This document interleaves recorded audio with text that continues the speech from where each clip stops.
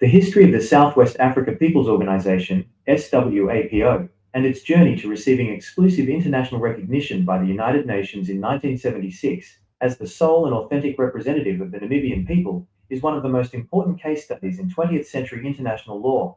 At the time, there were several other active Namibian political organizations, such as SWANU, Southwest Africa National Union, and various traditional ethnic councils. Yet, the international community bypassed them all to grant SWAPO exclusive diplomatic status. The global powers in the United Nations chose SWAPO over parallel organizations for several interconnected reasons. 1. The unique legal status of the territory, the UN mandate. Unlike standard domestic secessionist movements, Namibia, then called Southwest Africa, had a unique international legal status. It was a former German colony handed to South Africa under a League of Nations mandate after World War I. In 1966, the UN General Assembly officially terminated South Africa's mandate, declaring South Africa's presence an illegal military occupation.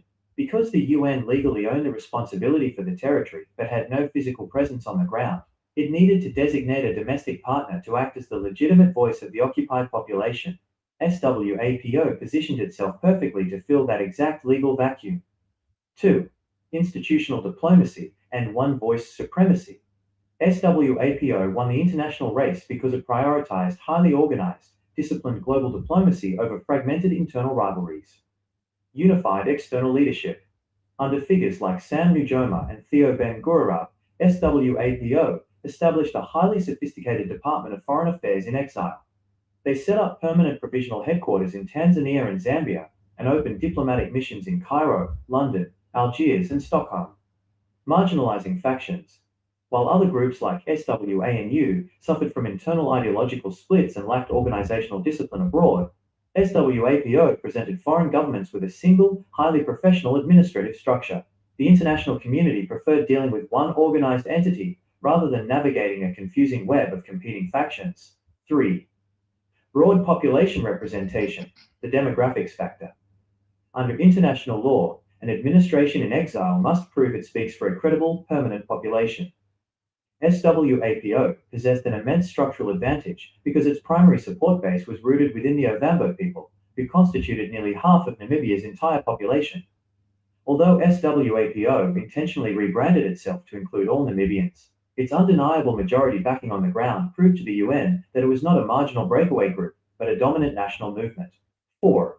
Masterful Cold War realpolitik. SWAPO built a diverse, multi-layered alliance network that made it impossible for the international community to ignore. The African Bloc and NAM, SWAPO, secured the total backing of the Organization of African Unity, OAU, and the Non-Aligned Movement, NAM, which held immense voting power in the UN General Assembly. The Soviet Bloc, they secured heavy military and financial backing from the Soviet Union and Cuba, giving them the teeth to fight South Africa's military. The Nordic Western humanitarian conduit. Crucially, SWAPO did not alienate the West. Countries like Sweden and Norway gave substantial non-military, humanitarian, and administrative funding directly to SWAPO. This dual-track strategy allowed them to be viewed simultaneously as freedom fighters by the East and a responsible government in waiting by the West. 5. The UN Permanent Observer Status, 1974. Before achieving full recognition, SWAPO achieved a massive institutional milestone in 1974 when the UN granted it permanent observer status. This allowed SWAPO diplomats to sit in key UN General Assembly sessions, participate in debates, and directly lobby world leaders every September in New York. This institutional access completely eclipsed all other rival Namibian organizations, rendering them invisible on the world stage. Key lesson for modern statecraft. The world recognized SWAPO because it successfully combined undeniable domestic population support with a highly disciplined, unified diplomatic administration in exile. By refusing to let internal factionalism dilute its message, and by establishing a professional, centralized diplomatic corps that spoke the language of international law and the UN Charter, SWAPO forced the global community to recognize it as the only viable government in waiting. Good evening. Good afternoon. Good morning. Depends on your time and your location that you're watching me from. I salute you and I welcome you. Before we move, until we got to that maximum number that we draw attention to the comment section, up to 10 people liking and sharing the program, then we will move. But what we are playing right here, right now, based on our program today, as you can see the headline on the comment section, I purposely pinned the full headline on the comment section. So as you follow me, so you can see the headline clearly. Exposition Ipob Bgc Massob Brgie Crc. International bodies recognize any organization that first real declaration of a lost country check history. How the international global community always recognize the first organization that transition into government in exile and issue a peaceful real declaration or declaration depend whether it's new or you're talking about a lost old country. When it's come to the lost old country, it must to be real declaration. I said, when it's come to the old lost country, like the Biafran case, our own is a lost country, is it not true? So our own should be real declaration or real pronunciation or whatever that may happen there. That real must to be there. That RE must follow to prove it has existed, but we lost it. And without this peaceful real declaration of a lost country, this lost country can never come in the line or in the language of the international global community or bodies of international community to talk about you or remember you or see you as a country.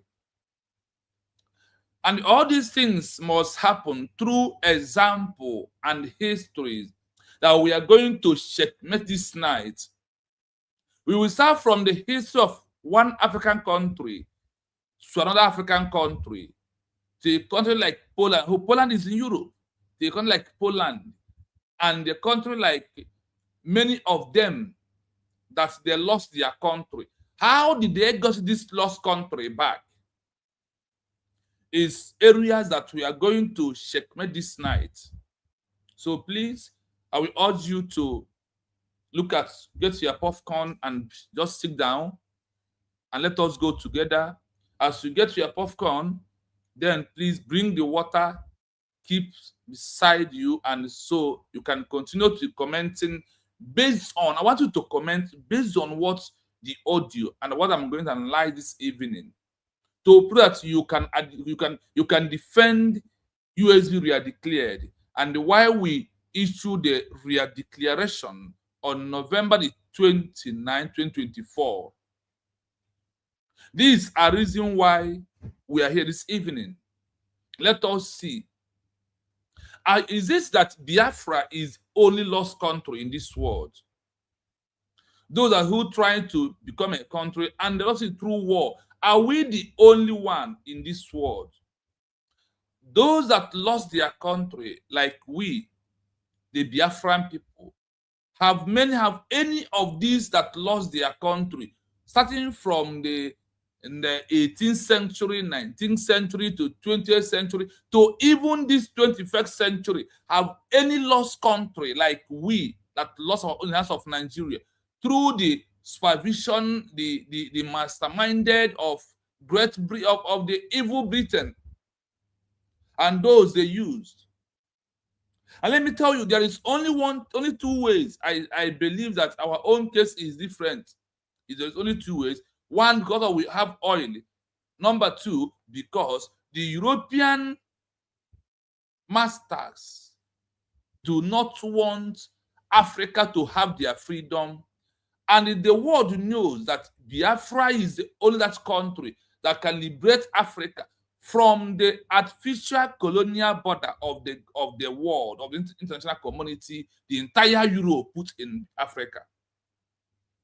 Because any Europe today, there is one way or the other way, they are making profit from Africa, and from Africa is from where they are surviving.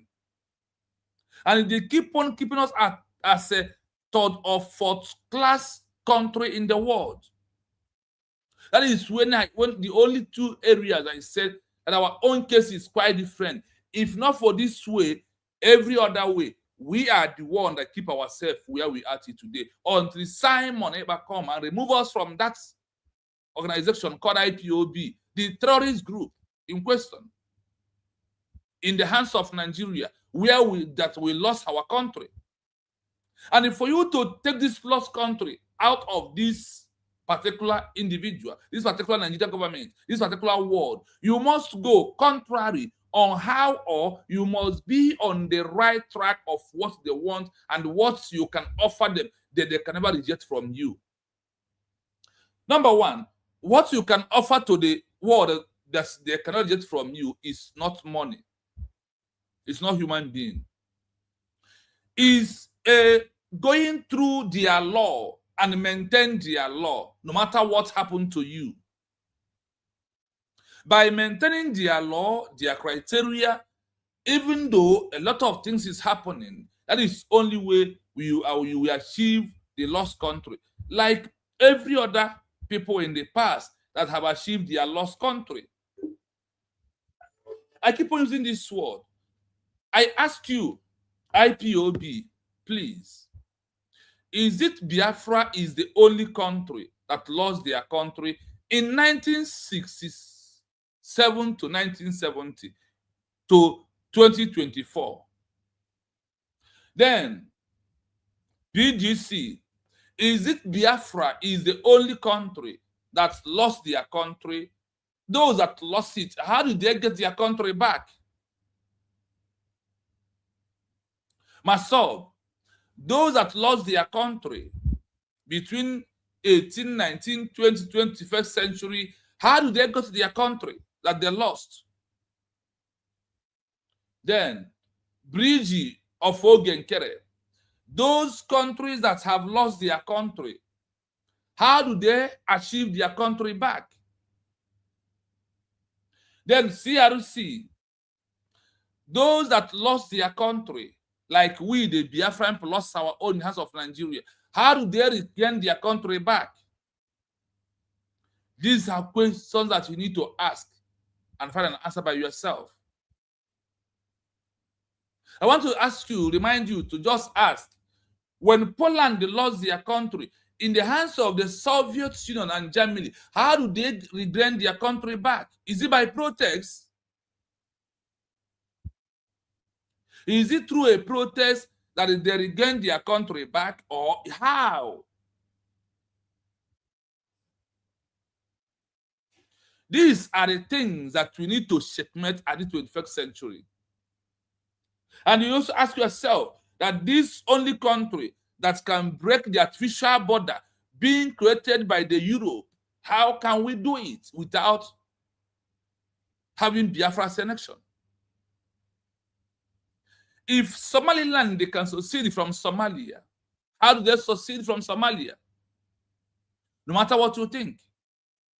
If South Sudan can succeed from Sudan, how do they do? These are people that we, as people of Biafra, we are smarter than these people that succeed in their own case.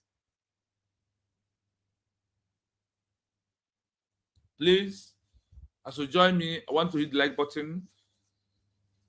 Like and share the program so others may join us and we will do this exposition together and we will understand it together as we are moving. Please, if you never like the program, I want you to like and share. On this exposition, when I asked you to check history, that the world is doing first come, first serve. First come, first collect. That is where the world is right now. And before we, the Biafran people, emerge, the world has already been doing first come, first collect, first come, first serve. On the issue of the first come, first collect, first come, first serve is where we are. We are not the first people, let me start from Africa, that use government in exile. Sorry, that after forming government in exile, the government in exile issue a peaceful declaration. We are not the first. And we are not going to be the last. We are not the first, and we are not going to be the last of those that have lost their country and how they regain their country back. When the world is about who first come, who we first serve, today, that you claim you are IPOB organization single-handedly alone, that the only thing you know is IPOB, one family, protest, we move. And it don't, because of you don't know the road to achieve Biafra as a country. Now, you are an organization, we agree. Under Simon Ipob Brgie, Biafra Government in Exile is an organization, yes. But this organization transitioned into a full government in exile with a structure of a government. They now issue a peaceful declaration. And without this issue, a peaceful declaration of Biafra as a country, Biafra can never become a country by protest, agitation, and organization. But the word is said, we recognize the first organization who first issue either declaration, declaration, or pronounce or repronounce the lost name or the lost country. That's only when you are on this track is when we will start seeing you as a country in waiting. Also, when you have the legal document of a peaceful declaration or a peaceful declaration in a white man English, then that we are going to listen to you and ask you questions.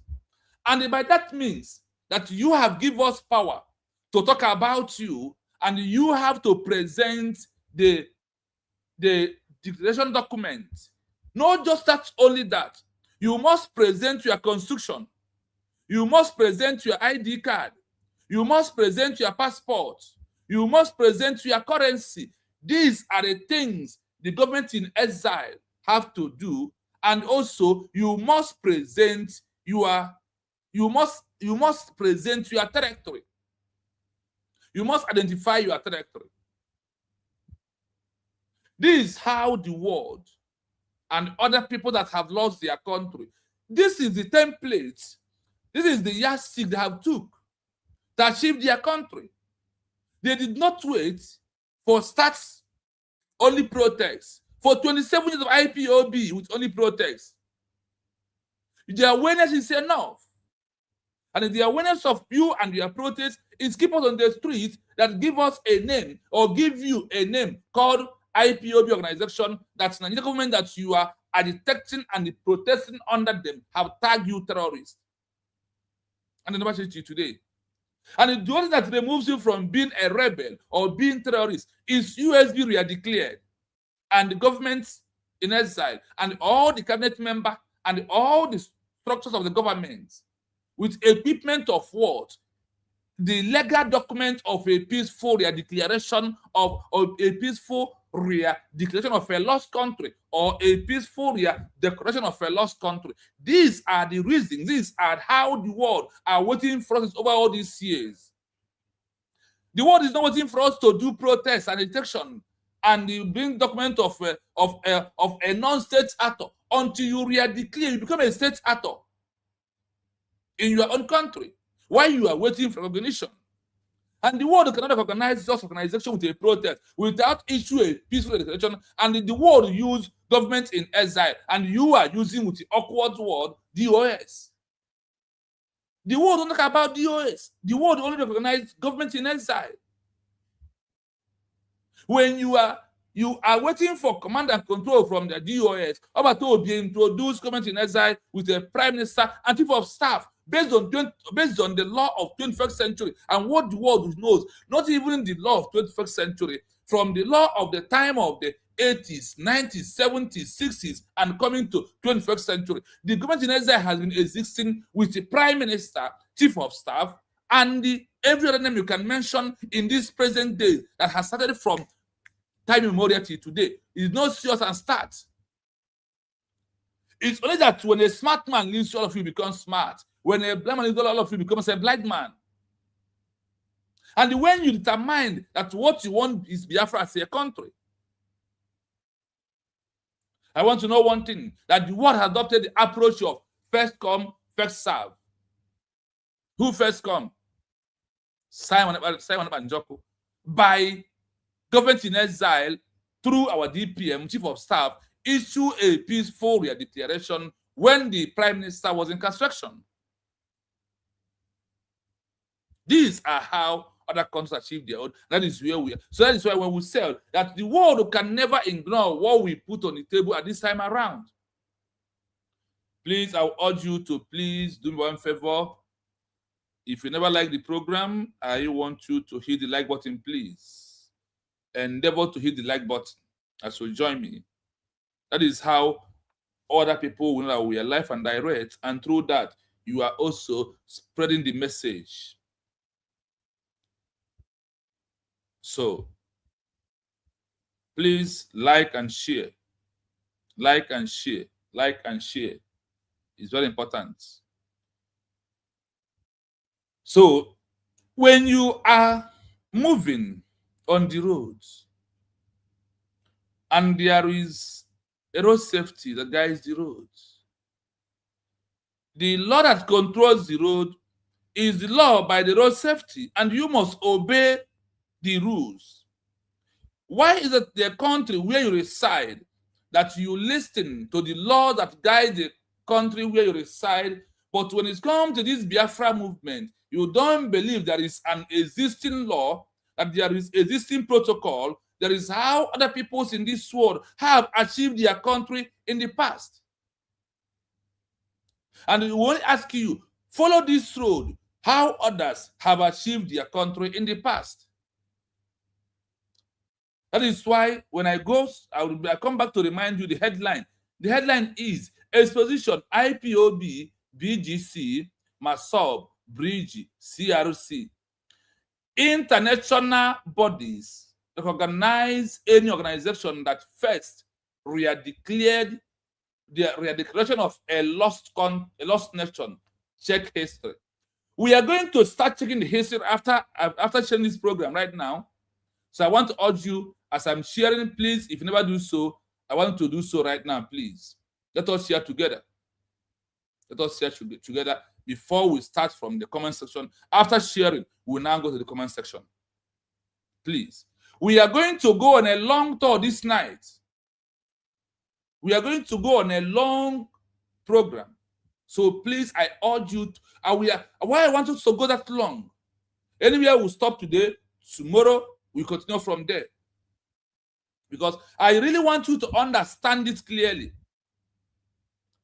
Why the world always recognizes she or he that first issue a peaceful declaration or redecoration. Remember that why is this two words coming out from mouth is this? The decoration just is for the new. Redecoration is for the old. And I want to ask you in the comment section, please, the issue of Biafra, is it just decoration or decoration? Which one are we? Is it lost country? Or is it not lost country? If it is lost country, what I want to put in the comment section is decoration of the Biafra, USB, of the lost country, that have turned into the modern 21st century, becomes United States of Biafra, that was declared November 20, 1924.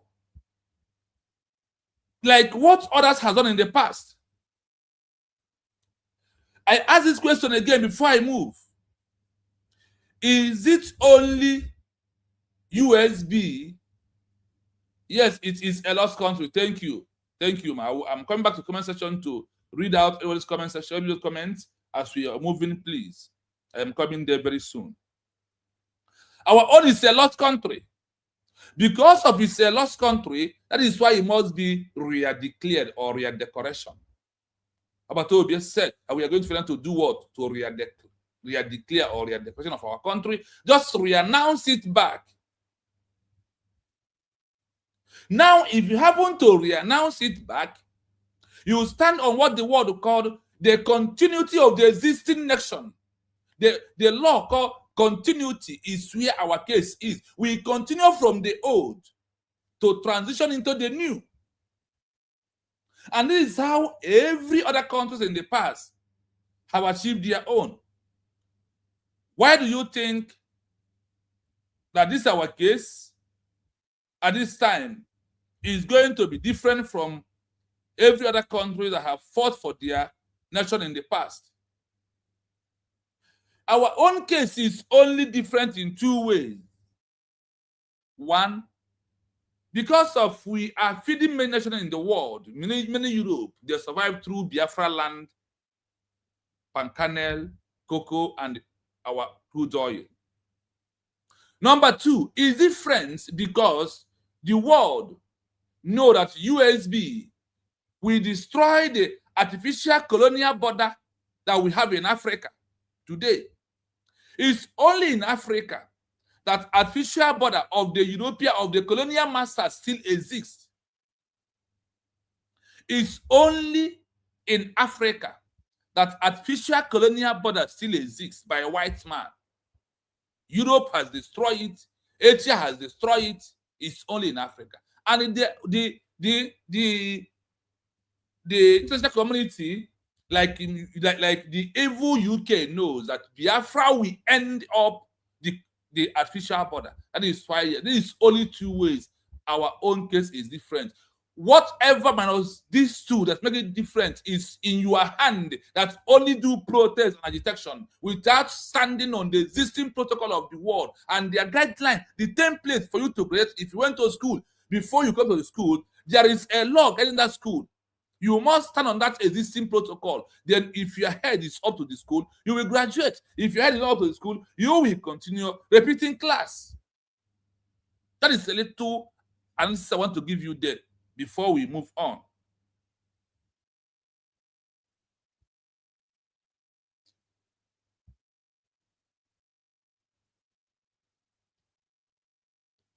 I want you to know that Biafra has never come. It's because of the way we are portraying this Biafra for 27 years.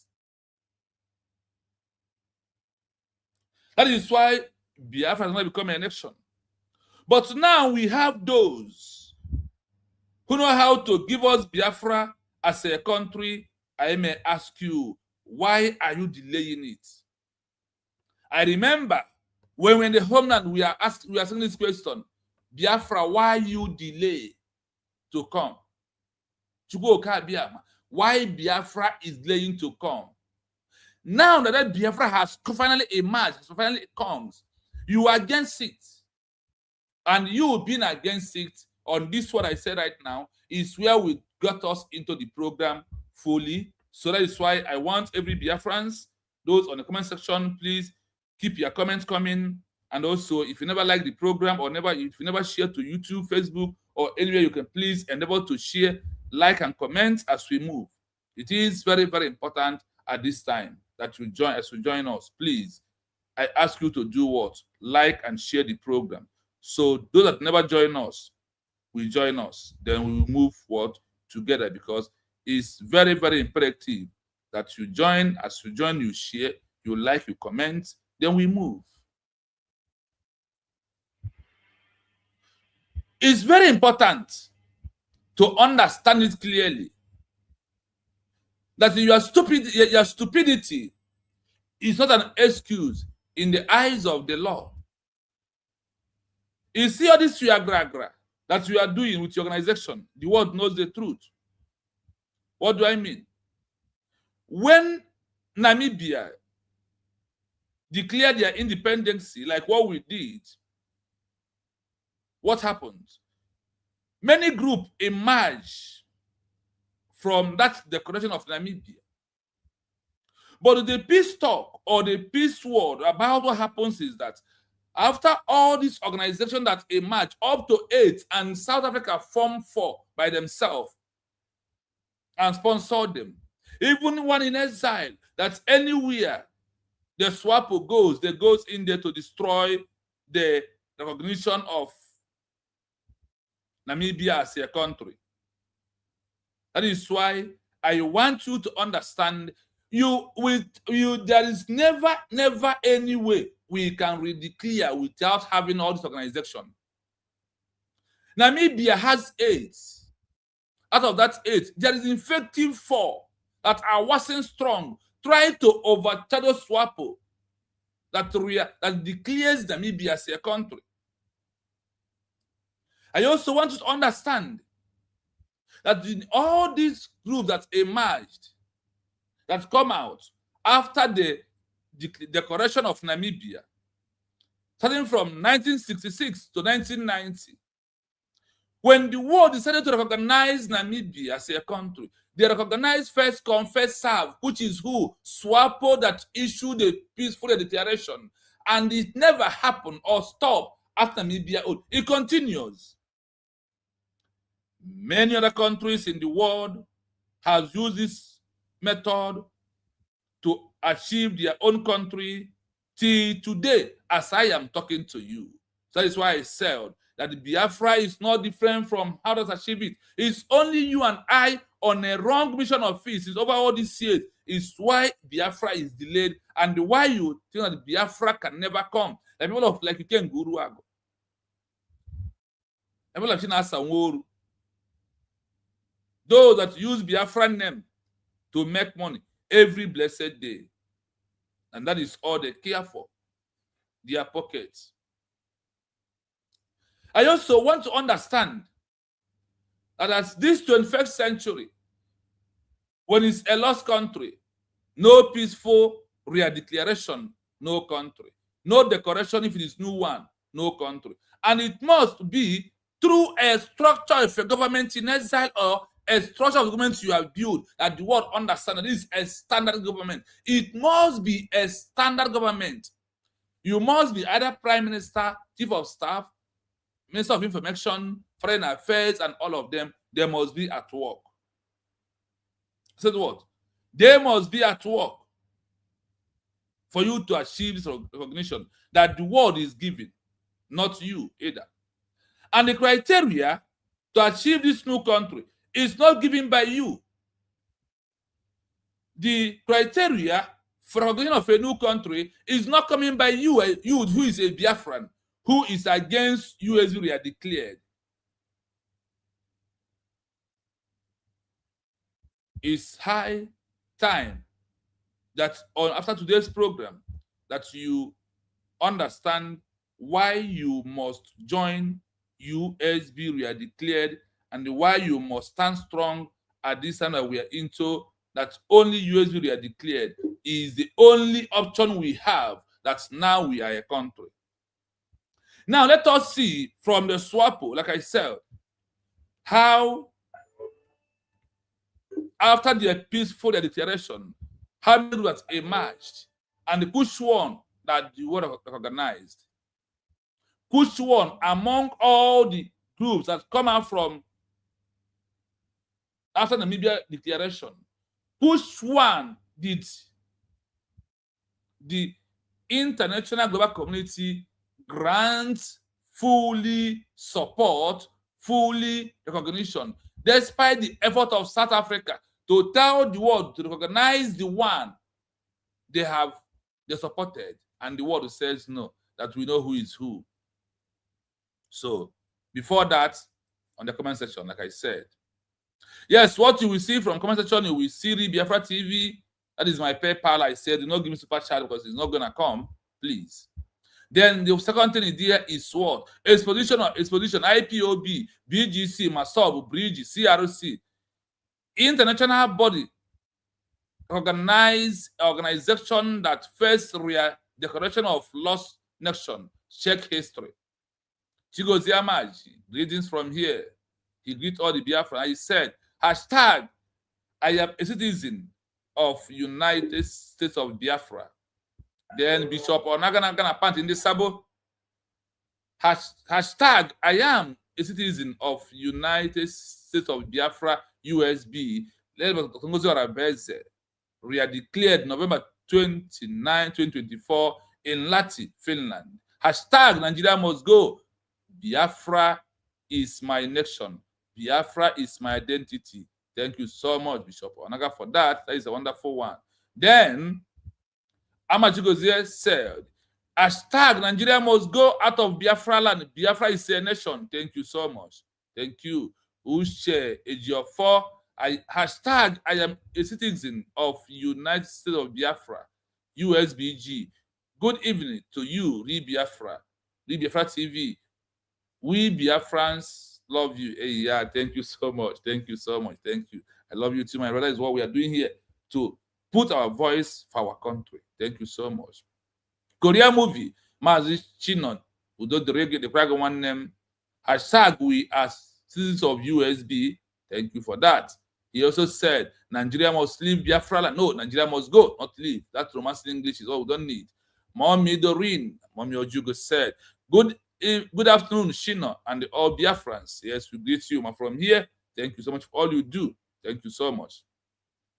Now we have Okoro Ushe. He said, Mazi Chino, good evening. Hashtag, I am a citizen of United States of Biafra. Thank you so much. Eze Victor said, good evening. Good evening enough. Thank you. Greetings. Good evening from here. Ekwem Justin said, Ndewo Prof. Thank you so much, my brother. I am here because of yours. You are here.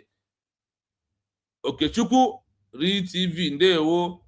Maz, keep the good work going. Thank you so much. And the Orabinobi, good job, bro. Thank you so much. Thank you. When I asked question, Mommy Doreen answer also, she said, yes, it is a lost country. Our case is a lost country. That's what it is. Then tell you, Clement, I am a citizen of United States of Biafra. Hashtag, Nigeria must exit United States of Biafra, United States of Biafra, USB. Thank you so much. Yes, it is a lost country. By Okoro Uchenna, thank you so much. Gabriel, I am a citizen of USB. Nigeria must go. Thank you to you all as we move into the program fully. Okay, I see as before I move, Edith. Good evening from here. Thank you so much for coming. Now, listen as the program continues as we move.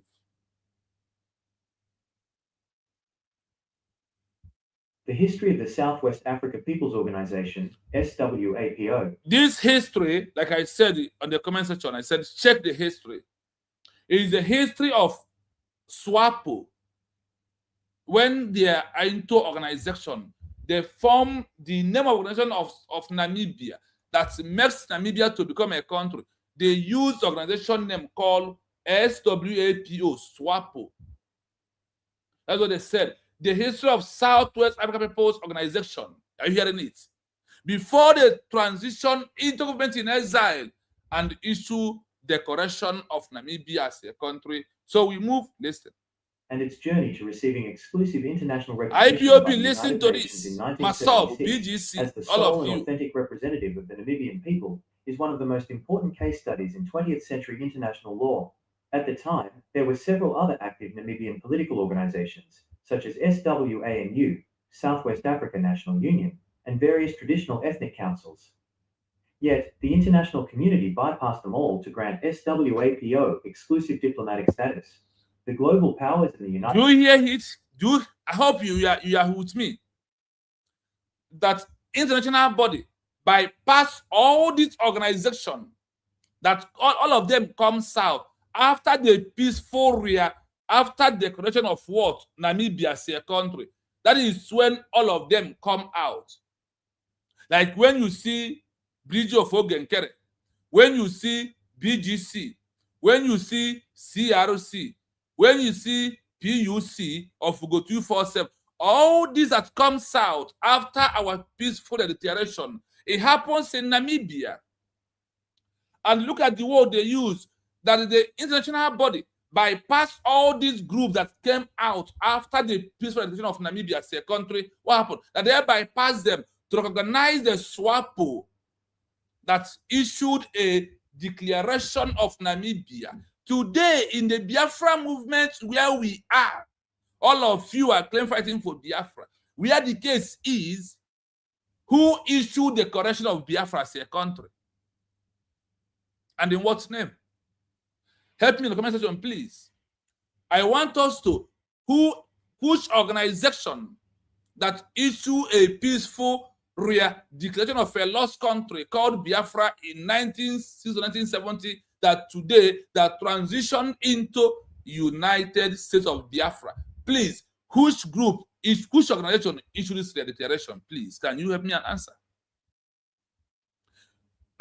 This our declaration. Before that, what is the name that issued a peaceful declaration before we now transition into United States of Biafra government in exile? Please help and comment about it. We want people to follow. I want you to look at interaction program. That is why I'm asking questions. So through your comments, other people who comes to read will see and understand what we are doing. The word bypass aid group that emerged from Namibia. The word bypass the 4 group.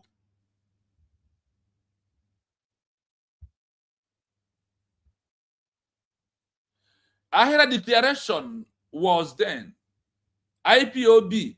No. Our organization is Brgie, registered by Simon Eba Njoko. That is where the government that issued the declaration of USB. Thank you so much, Aloy Shike. The answer is Bridge. Mazan can register what? IPOB. Simon Eba Njoko send Ogen, the criminal, to register what? Bridge that we use to re-declare a United States of Biafra as a country. Do you understand it clearly? It's Bridge. No, that's what I said. The 1967 has gone. I said on our peaceful declaration of this time around, which organization do we use? Yes, Biafra government in exile to USB. That is exactly what happened. Now, look at SWAPO from Namibia. The same thing when we are into Biafra government in exile, Brgie, all these things you see here is what made up of spelling called Brgie. G for what? Government. Is it not true? G for what? Government. B for what? Biafra. I for along Biafra.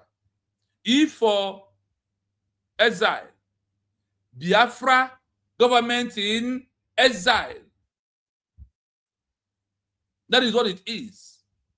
And who introduced this organization to us? Simon Eba Njoko, the prime minister, like Mazna Nekano introduced IPOB to us as an organization. Now, the same way that SWAPO, after their declaration, South Africa introduced a close by that if you want to call SWAPO, if you don't, you make a mistake. South Africa introduced what Nigeria introduced today to our movement. What is that? At the time, there were several other active Namibia political organizations, such as SWAPO, SWANU, Southwest Africa National Union. Now remember that the one that declares Namibia as a country in 1966 was SWAPO, SWAPO, declared Namibia as a country. Now South Africa introduced SWANU. Now, do you see how these two names come close? Like when we talk about Biafra government in exile, Ogenkere is claiming Brgie. Now, do this comparison. Are they not the same that happened in Namibia that is happening here today? Now, despite the effectiveness or the activeness of SWANU that was being introduced by South Africa, when this SWANU fell, what happened? They now introduce another one that I'm going to mention here also.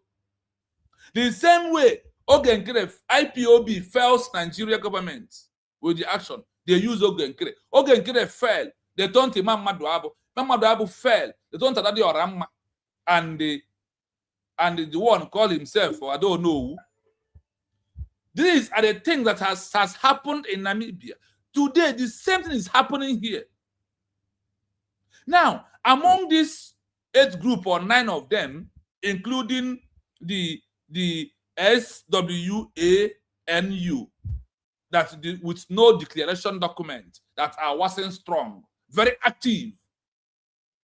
Now, with the SWAPO, that is the one that issued declaration of Namibia as a country. Now, this SWAP organization was the first to issue what? Declaration of Namibia, and also act as a government in exile with a full structure in Angola and Tanzania. That is where they are in exile. In this their exile movement, because of they are the one that issued declaration first, the word said, this is the authentic government we know. This is the one that represents and the one that wants the betterment of the people of Namibia. That is why they issue a peaceful redeclaration of Namibia as a country. And the world did what they said. Listen here. Listen. Because we are moving. When it's time for recognition of Namibia as a country, the world bypassed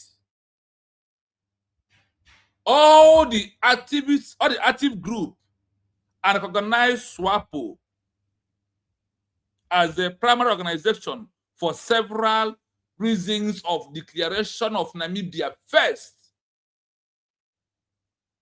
the world organized SWAPO, SWAPO,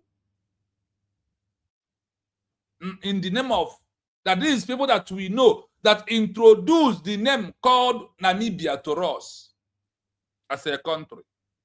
The same way our DPM with cabinet members of the USB has introduced United States of Biafra with a legal document of a peaceful redeclaration of Biafra of USB November 29, 2024 in Helsinki, Latvia, Finland. Is the same way Namibia declares their own. After they move out from Tanzania, they now enter Angola. In Angola, they issue their declaration of their country first.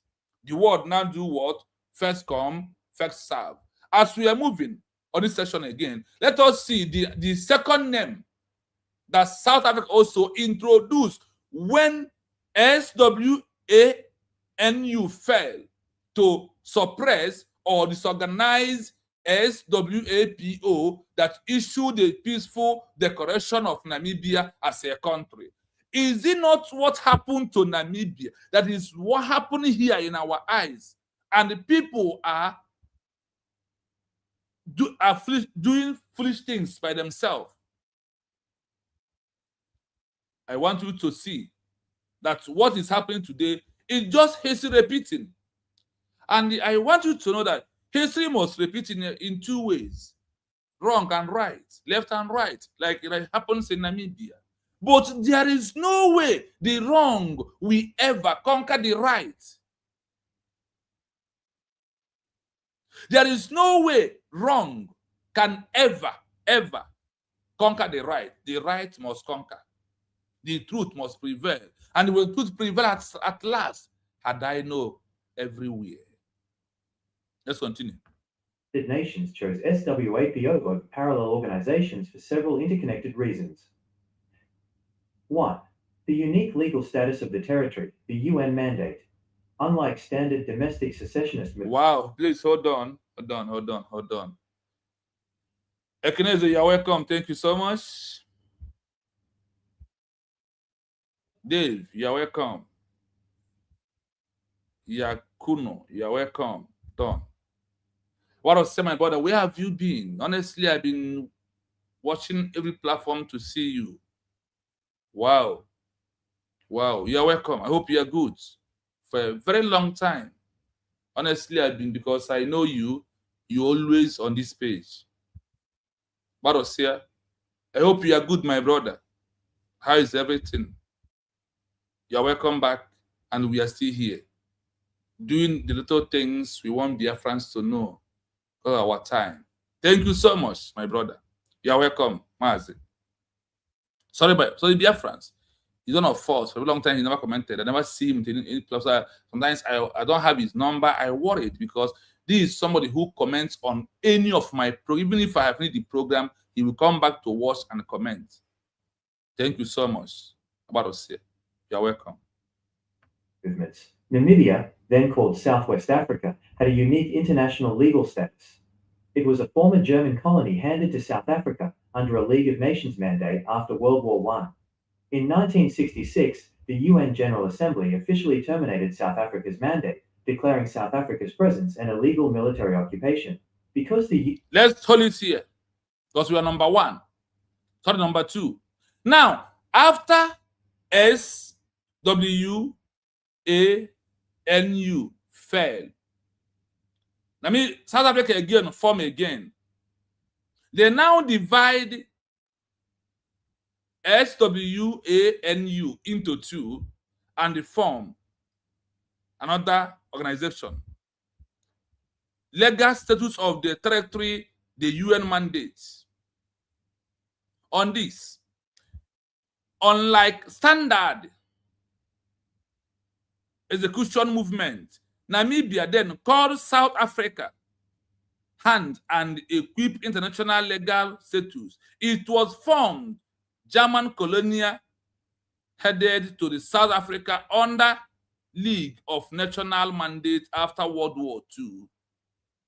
Fine, you're welcome. Thank you so much. In 1966, the UN General Assembly officially terminated South Africa mandate, declaring South Africa presence an illegal military occupy in Namibia. Because of that, Namibia have somebody who is in-house working for UN. It's also one of the most important that helped Namibia to achieve recognition. But remember that this recognition stayed for over 3 decades, which is over 3 years, over 30 years before Namibia achieved recognition from South Africa and become a full nation. Based on the UN legal owner, the responsibility for the territory, but had no physical presence on the ground. Namibia did not have any physical power on the ground. Like, no military on the ground, no police on the ground. The citizens of Namibia that was around, over 40,000 was arrested, put in prison by South Africa with the help of all this group that are working with South Africa against Namibia to become a country. Things has happened in the past. And those things that happened in the past, when I check the history, is what we are repeating here today. Like Iken Guru bragging how they arrested Dominion and our Caesar who work in Tommy. All these things they are doing It happens to Namibia. But the question is, did all these things break down the people of Namibia that they never supported their government? Namibia did not have, listen, because the UN legal owner the responsibility for the territory but had no physical presence on the ground. It needed to designate the partner to act as a legitimate voice of the occupied population. SWAPO itself presently to fill the actually legal vacuum. They fill the actual legal vacuum of a population that they do not have, but claiming that there are people in diaspora that all of them is supporting them. Why in the present day of Namibia through their own time that there is over 9 groups. Out of this 9 groups, 4 was there before Namibia issue, before SWAPO issue declaration of Namibia as a country. This 4 that was there before is like Ipob Massob and all some groups claiming Uche Mefo Omiomio them claiming they are fighting for Biafra in their own way. Because you know that there was, before our personal declaration, there is Massob. Is it not true? There is Ipob. Is it not true? There is Uche Jiofo and his own gang. And another group again. All these are what the UN called organization that appears after declaration of a new country or declaration of an old country to transform into a new one. When they are doing all these things in their own time, does all these things stop the original declaration date to change? The answer is no. Like Ogenkere trying to change what he did not declare, telling people that the Biafra was declared December 2nd. My people, please, I want to urge you, if you never like the program, please, I want to hit the like button, like and share, and continue your comment. When you like and share, other people will join us, please. But if you don't do so, nobody will join us. Hit the like button. If you are just coming across the page newly and you are on the YouTube that keep me straight, there is a 3 dot in front of you. Click on that 3 dot, it will open, you will see like and share. Then you will like and share the program also. Now, you had it here that when the world or the international community decided to recognize Namibia as a country, they bypassed all this group that was being formed by South Africa. And like I was saying before the declaration, Namibia have already has 4 groups. The 4 group is included when SWAPO was just an organization of protest until they decided to issue the declaration of Namibia as a country. As they issued the declaration of Namibia as a country, what happened? Another 5 groups emerged. Can you, on the comment section, remember those names that have emerged, those organizations that have emerged after a peaceful declaration of USV they declared? Please, I want to help me do that job. Do you remember, put in the comment section, the names of all these organizations has emerged after our peaceful declaration? Now, why am I asking you for that?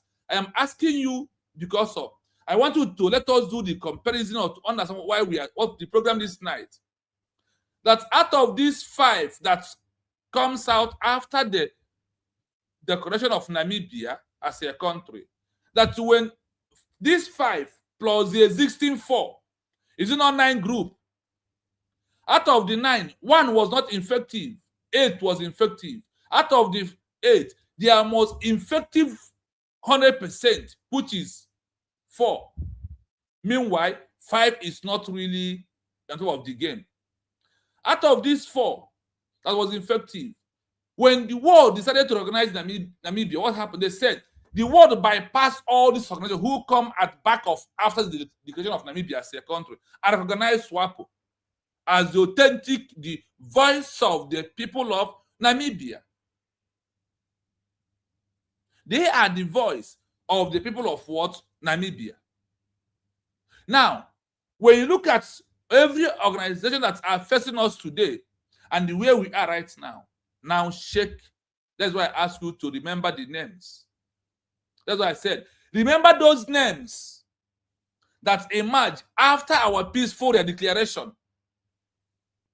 Now, if the world can be able to bypass the 9 group, the 9 organization, that if you count SWAPO, it becomes 10.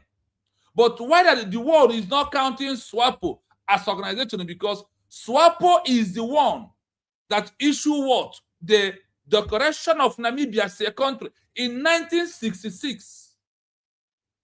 Through the 1966 to 1990, that's Namibia conducted the first election in Namibia as their country, while they have achieved their full recognition. The world bypassed this 9 group and recognized SWAPO. And they said, we as the international body recognize that group, that organization that first that declares Namibia as a country, or if it happened to, when we get down to the lost country, like our case, like Poland, you will hear story this night. So when we get to the level of our own case, they said, whoever either lost or knew in a word decoration, decoration, that whoever first declares it and prove a government structure and maintain peace, proving a peaceful movement, that they are the one that the world or the countries or the international global community is going to do what? Organize. Now, in the case of Biafra, let us forget the 9 names, the 9 organizations that comes out from that's after Namibia declaration that comes out. Now let us count our own.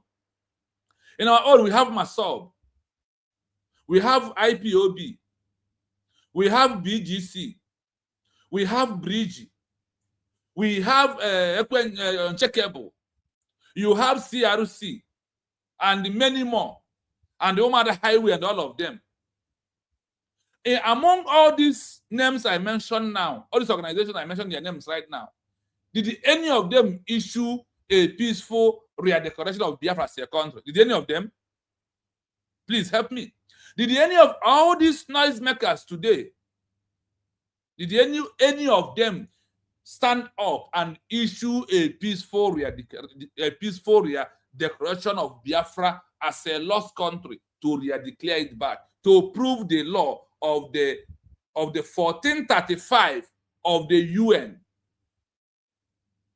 the law of continuity, that you continue from the old to transition into the new one? Please. All these organizations that are back of USB are declared today, that at back of USB are declared, did any of them issue a peaceful declaration? The answer is no. So for them, no declaration, no recognition, no country for them, but for USB that we are declared, waiting for recognition as a nation in waiting, are the one who will become a nation in the eyes of the world, and who will achieve recognition like the world by passing all the groups that was against Namibia after the declaration of Namibia through a government in exile that lives in Angola and Tanzania that issue it. The world said, we bypass any other organization and stand on the legal because we don't want to destroy our constitution. That is why you must understand that USB declared is only country for you. The USB declared is only government for you. The USB declared is the one that the world must recognize.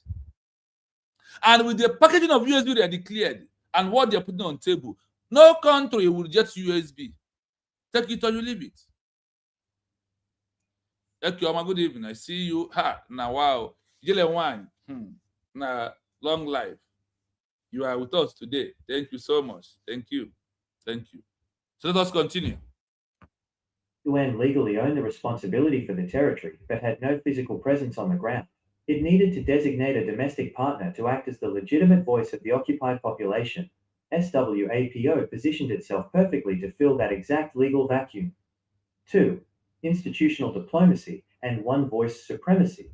SWAPO won the international race because it prioritized highly organized, disciplined global diplomacy over fragmented internal rivalries. Are you hearing it? SWAPO won the international race because it prioritized a higher organized, disciplined global diplomacy over internal arrivals. Do you see why I told you that? That is why I don't care what any other group is saying. Because of what?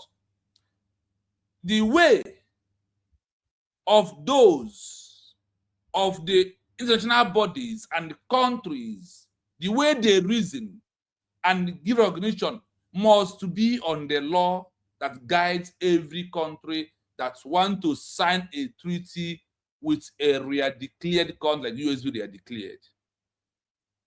Now, on the issue of SWAPO, the word said they are the one acting and organized, disciplined, with full government structure. And the word said, we recognize such one. That is no violence. And they said that the SWAPO ignore internal rivals. When SWAPO was moving, I see why our DPM is ignoring all these internal rivals and call them individuals. That goes nowhere into what we are doing at this time around. After the declaration of Namibia, you have had it here that 9 groups emerged. Out of the 9, 4 is very effective, challenging the SWAPO. The word said, when we want to recognize Namibia as a country, we bring a name SWAPO. You are the one who declared Namibia as a country. You are the one that we are going to give recognition. And they handed SWAPO over the recognition of Namibia as a country. And another backup of Namibia, of SWAPO, was that there was the first people to issue a peaceful declaration of Namibia and maintain peaceful at all costs. You can't claim peaceful and claim violence at the same time. Anybody who accepts peace will look like Wajere boy and a Memebu. You know what that word means? This is how the world look at it, and they must test you. You must prove how you look at Namibia. They said Namibia ignore SWAPO, ignore all the internal rivals and their problem, and focus on a diplomatic movement to achieve international recognition. Unified external leadership. Under figures like Sam Nujoma and Theo Ben Gurira, SWAPO established a highly sophisticated Department of Foreign Affairs in exile. Okay. They set up permanent provisional headquarters in Tanzania and Zambia and opened diplomatic missions in Cairo, London, Algiers, and Stockholm. Are you hearing it? Marginalizing factions. While other groups like SWANU suffered from internal ideological splits and lacked organizational discipline abroad. When SWAPO is moving forward, the one that South Africa created with people of Namibia, like Nigeria, bringing Ogenkere. Remember the name that South Africa gave those people that are people of Namibia, that was used against Namibia, against SWAPO, that pushing for Namibia recognition. What happened? Remember that the name is closely like the name of SWAPO. What do they use? They use SWAPO. SWANU. SWANU. Remember that SWAPO is what? SWAPO. It's only PO is different. When they own, they have SWA. Their own, what is different is NU. You see how it's very close to pronounce it. But the amazing thing here is this, that this second one focus on internal matter, creating chaos, making problem here and there, not staying peaceful in the land of or in exile, where South Africa pushed them and be paying for them to go to UN. Do you also know that South Africa was pleading UN to recognize these people? Because they know that if they recognize them, that Namibia can never become a country. That's still Namibia under South Africa, like Wazwike, Biafra under one Nigeria, like Ogenkre and all his shenanigans today. Such a thing has happened in the past. Such a thing has happened in the past. And today, in our own eyes, is happening again. So it's very important that you are listening to all this and know that no group will supersede USB declared when it's come to the legal aspect of issuing international recognition. USB is number one. You continue. SWAPO presented foreign governments with a single, highly professional administrative structure. The international community preferred dealing with one organized entity rather than navigating a confusing web of competing factions. 3. Broad population representation, the demographics factor. Yes, there is something our sister Ijele tweeted. Said that if they can prolong the authorization but cannot stop it. Yes, that is why SWAPO say after their declaration 30 years. That is what they said. That they stay in exile in Angola, Tanzania for what? For 30 years. 30 years is what? 3 decades. 3 decades. You see what Namibia stand on it. Now, remember the people of Somaliland. How many years? After 31 good years. It's not over 3 decades again before they can be able to achieve their first recognition from Israel. It's things are happening and you must follow. That is why they said destiny can be delayed, but destiny can never be denied. I hope you understand this what I say right now very well. Destiny can be delayed, but destiny can never be denied. Denier and delayed are not the same spellings. That is where we are. Do you also know or observe that SWAPO did not focus on internal matter? Today, USB they are declared never focus on what? Internal matter. Is it not true? USB they are declared they never focus on what? Internal matter. They only focus on diplomatic and legal movement of Biafra to become a full nation that we are looking for. These are what is true and what has happened in this life that we are living. So let's continue. Let's continue. Under international law, an administration in exile must prove it speaks for a credible, permanent population. SWAPO possessed an immense structural advantage because its primary support base was rooted within the Ovambo people, who constituted nearly half of Namibia's entire population. Although SWAPO intentionally rebranded itself to include all Namibians, its undeniable majority backing on the ground proved to the UN that it was not a marginal breakaway group, but a dominant national movement. 4. Masterful Cold War realpolitik.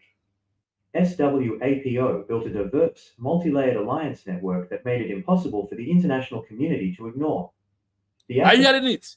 They make a most strong alliance with allies that know how that the UN or international community to ignore them. That is why what USB have achieved so far, Nobody will ignore us again.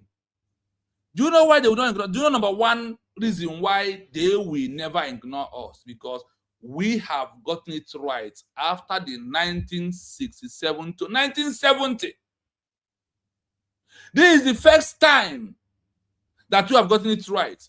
And who made it possible for us to get it right is the Prime Minister, Simon Ebanjoko, through our DPM, Dr. Ngozi Arabeze, against all odds, against what Nigeria planned with Ogenkere. Ogenkere, Chiamaka Ajerwe, Imam Maduabu, Ruby Nadi, all of them, they are traveling to with the money of the Biafrans under USB right now to Finland, is to stop the re-declaration, because that is the reason why Nigerian government to take Obato Obie away. They never knew that Ngozi Arabeze has been prepared to issue the peaceful re-declaration and be acting on the level of the peaceful till today.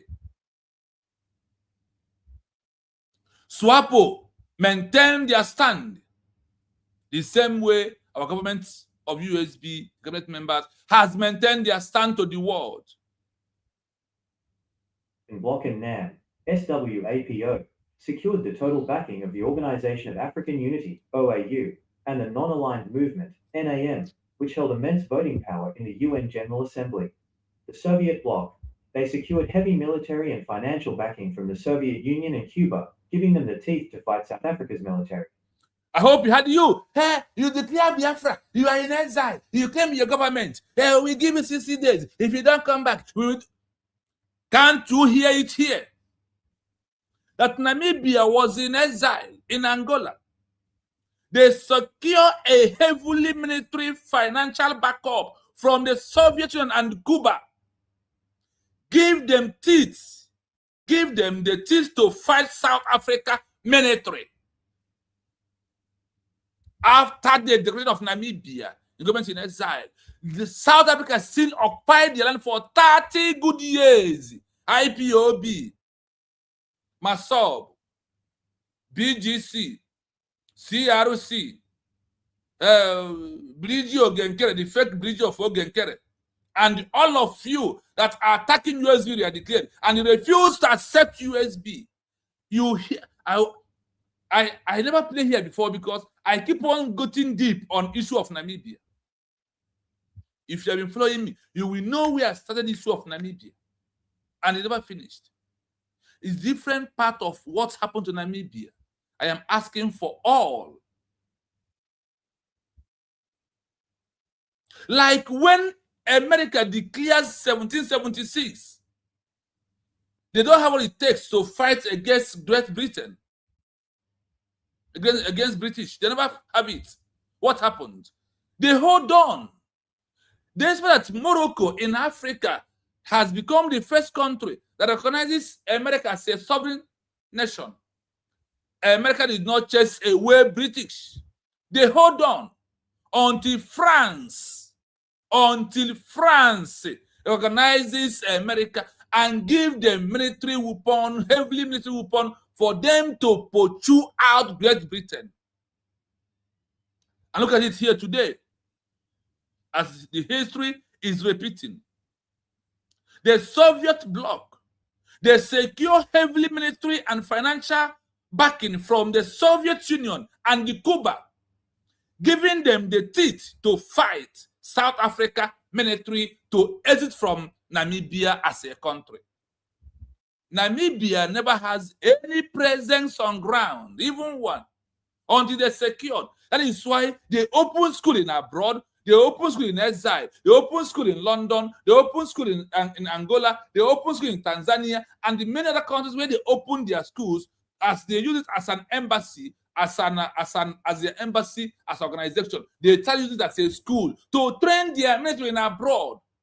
Now, when they be able to grab recognition from the Soviet Union and Cuba, then these two countries gives Namibia backup with heavily armed struggle and financial backup for them to move away South Africa.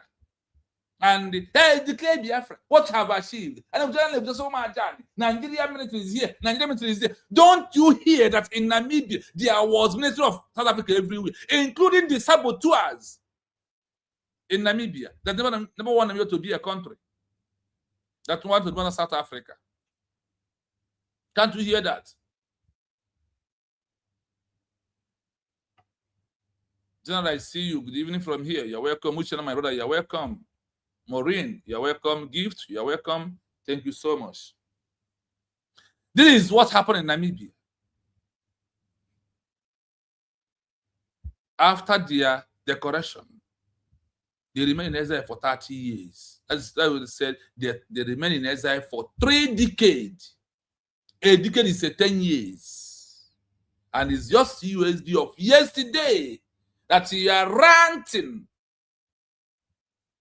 talking trash in social media, because you never knew what is called government in exile. Because if you know, you could have not been messing up till today.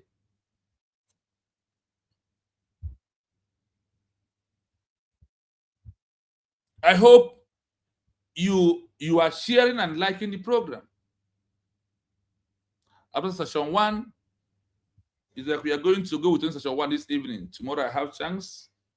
Daytime we do 1, or it's up to session 3, and we are going to go into all of them, so you will understand clearly why USB they are declared is doing a very good job and 100% right in what we are doing.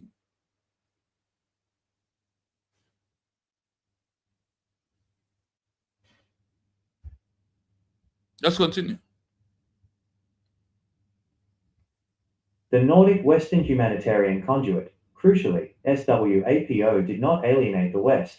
Countries like Sweden and Norway gave substantial non-military, humanitarian, and administrative funding directly to SWAPO. This dual-track strategy allowed them to be viewed simultaneously as freedom fighters by the East and a responsible government in waiting by the West. 5. I hope you had this number 4 clearly. Now, countries start giving them backup. Countries, after Soviet Union and Cuba intervened to help them to chase away South Africa, countries like Sweden and Norway start giving them non-military, humanitarian, and administrative funding directly to the SWAPO. They start giving them money. They start supporting them. They start giving the humanitarian support for them to become who they are today, the Namibia you're hearing today. And also remember that in time of all this, that is their 2 leader who was piloting the affair of people of Namibia was in prison with the name of organization SWAPO. They was arrested, and this woman, who is the president of Namibia today, took over and piloted the affair of Namibia as a country. And today, what is Namibia? It's not an existing country. It is.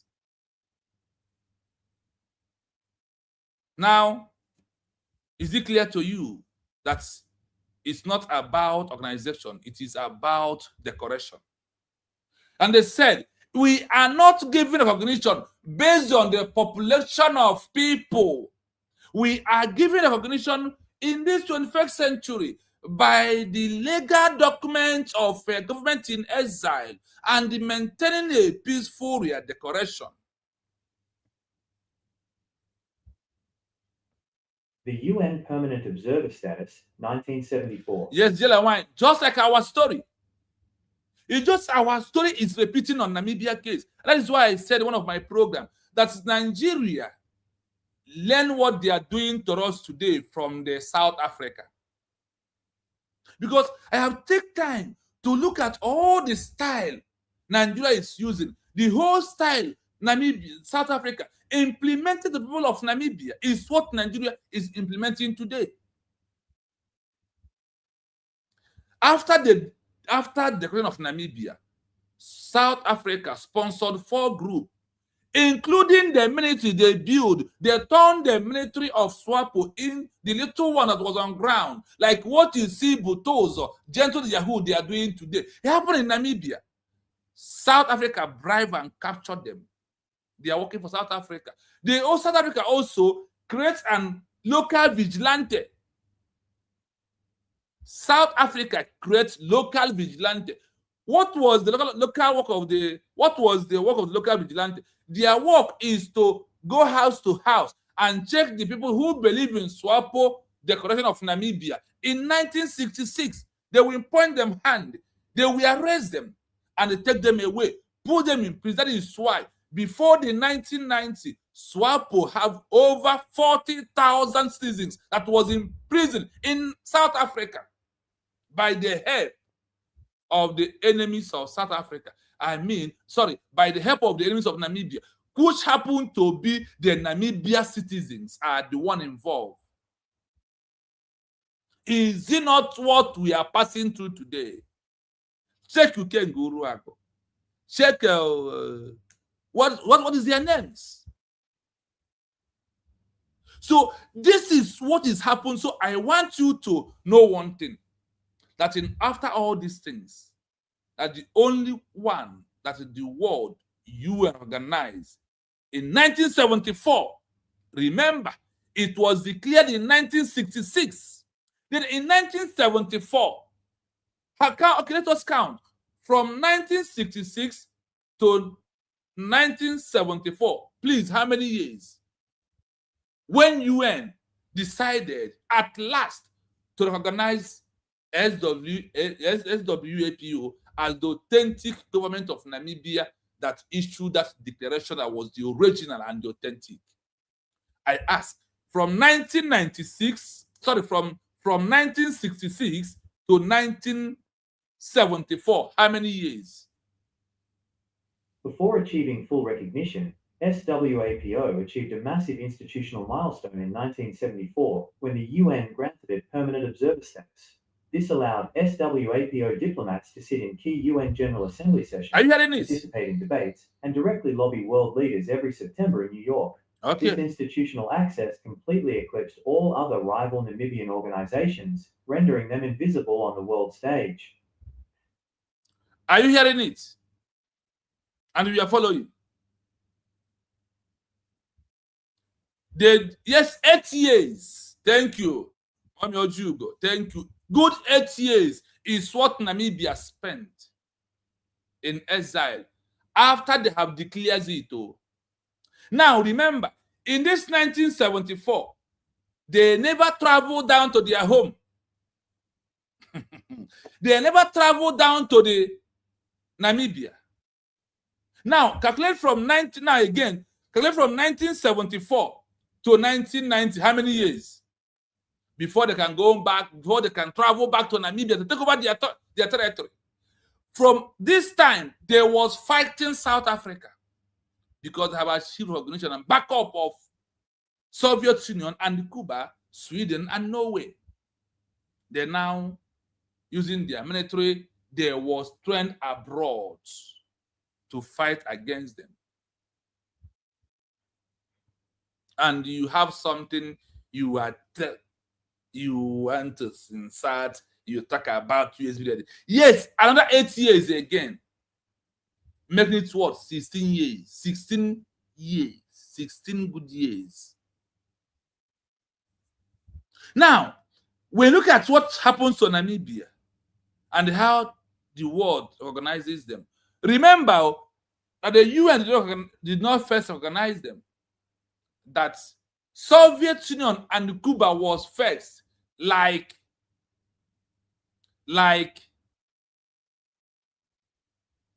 Morocco being the first country to recognize America after their declaration, 1776.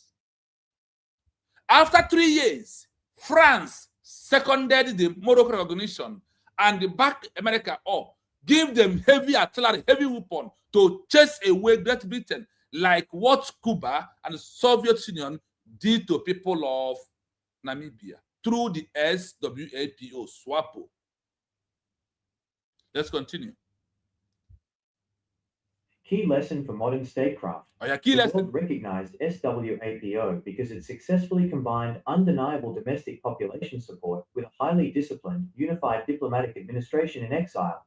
by refusing to let internal factionalism dilute its message, and by establishing a professional, centralized diplomatic corps that spoke the language of international law and the UN Charter, SWAPO forced the global community to recognize it as the only viable government in waiting. I hope you heard it clearly that they only recognize SWAPO as only a government in waiting, like USB pre-declared. You see how people achieve their country. Do you see that? Now, have you waited for all these years? Have we? And if you check from the time, for the first time ever, we formed government in exile, that was when exactly? Do you remember when Obato Obie formed this government in exile? Then use it to compare the history of Namibia and the years of Namibia and ask yourself or tell yourself the truth. If USB declared government in exile, it's not running a very heavy speed to take us home. Check minus and plus and find an answer by yourself. That is the link in case you want to join us. I'm going to play it without saying a word. I am going to play it again without saying a word. The history of the Southwest Africa People's Organization, SWAPO, and its journey to receiving exclusive international recognition by the United Nations in 1976 as the sole and authentic representative of the Namibian people is one of the most important case studies in 20th century international law. At the time, there were several other active Namibian political organizations, Are you hearing it? SWANU, Southwest Africa National Union, and various traditional ethnic councils. Yet, the international community bypassed them all to grant SWAPO exclusive diplomatic status.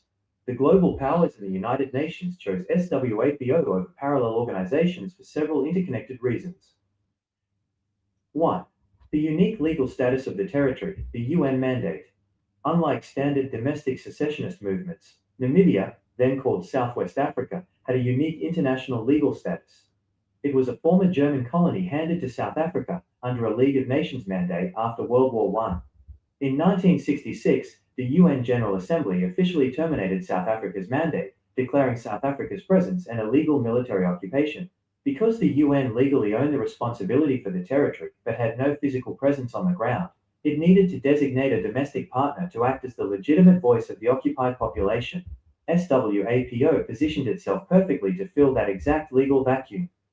2. Institutional diplomacy and one-voice supremacy.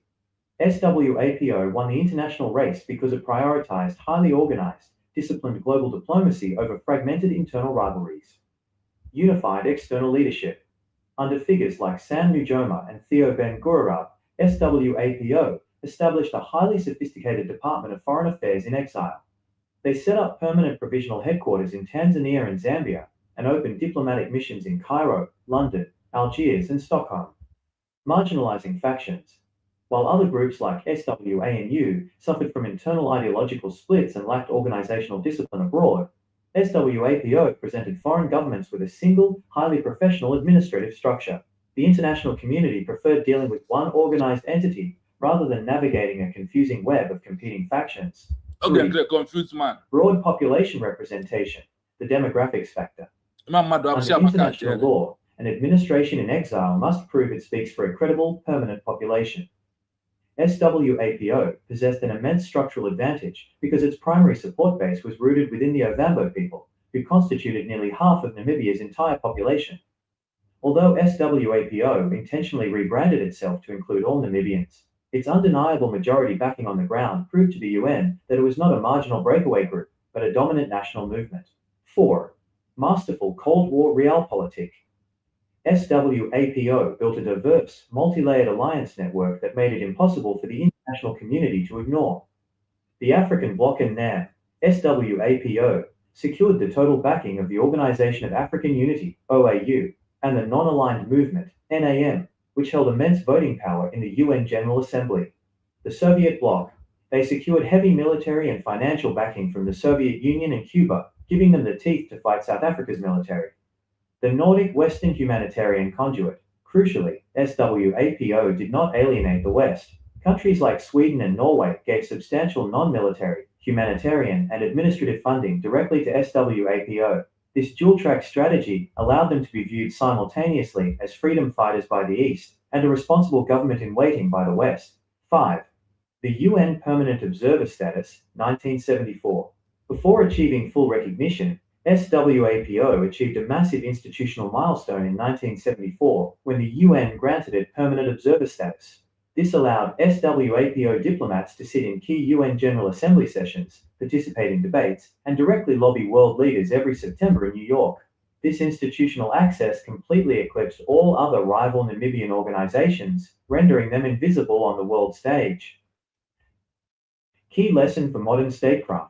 The world recognized SWAPO because it successfully combined undeniable domestic population support with a highly disciplined, unified diplomatic administration in exile, by refusing to let internal factionalism dilute its message, and by establishing a professional, centralized diplomatic corps that spoke the language of international law and the UN Charter. SWAPO forced the global community to recognize it as the only viable government in waiting. Yes, I welcome Omyojugo. Good evening from here. Please, you can have the mic. You're welcome. Okay. Good afternoon, and all dear friends listening. When I listen to your program, it's very, very it lifts my spirit for hope that what is going on in our midst today is not different, and it's not something that has never happened.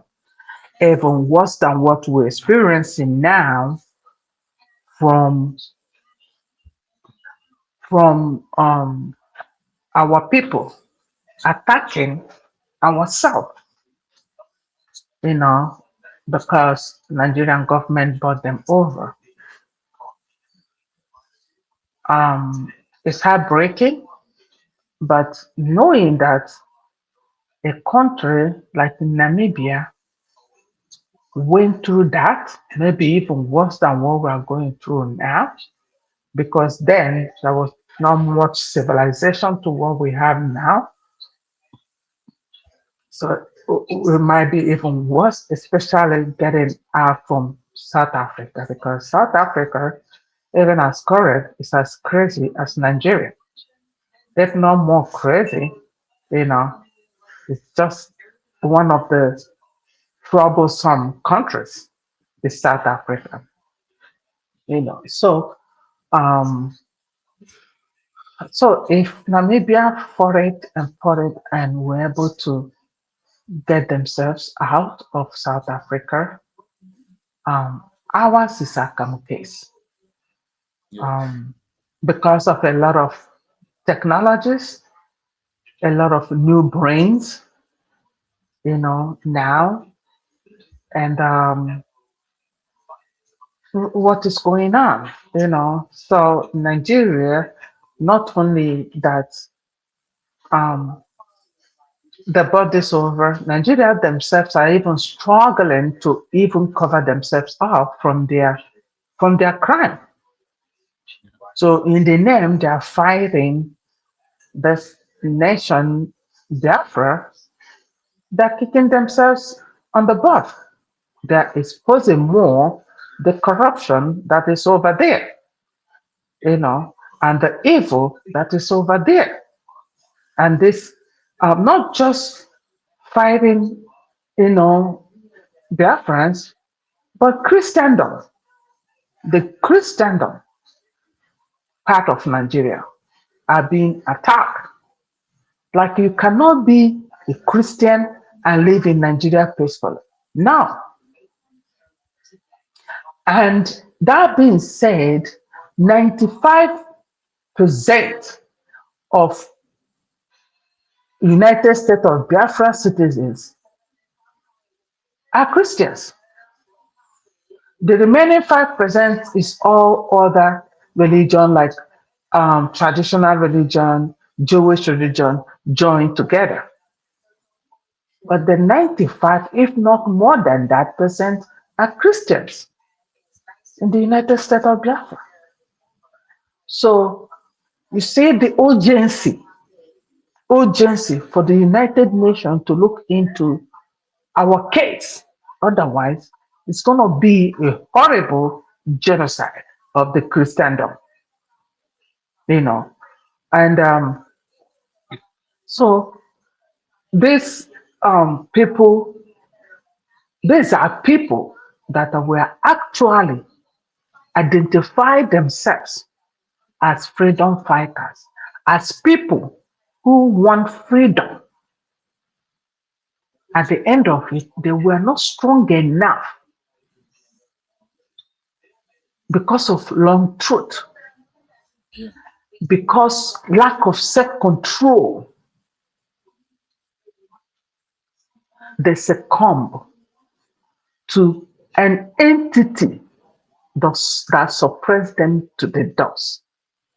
If a Nigerian government give you 1 million today, trust me, in the next 1 week, you'll be looking for that money.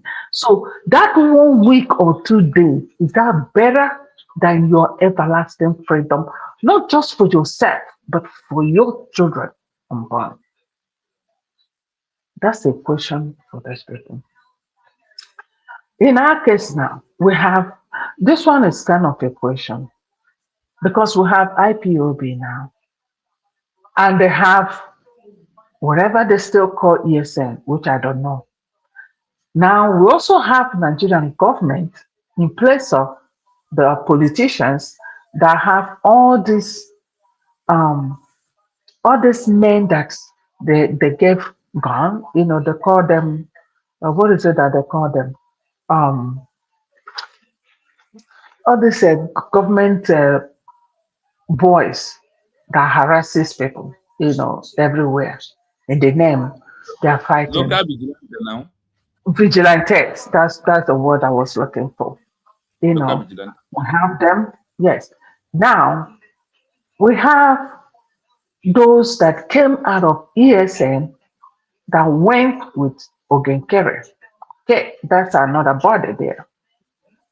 Now we also have for UPS and CUC, those ones I don't count them because I don't know if there is any military wing or people that they put together and give them, you know, something to fight with.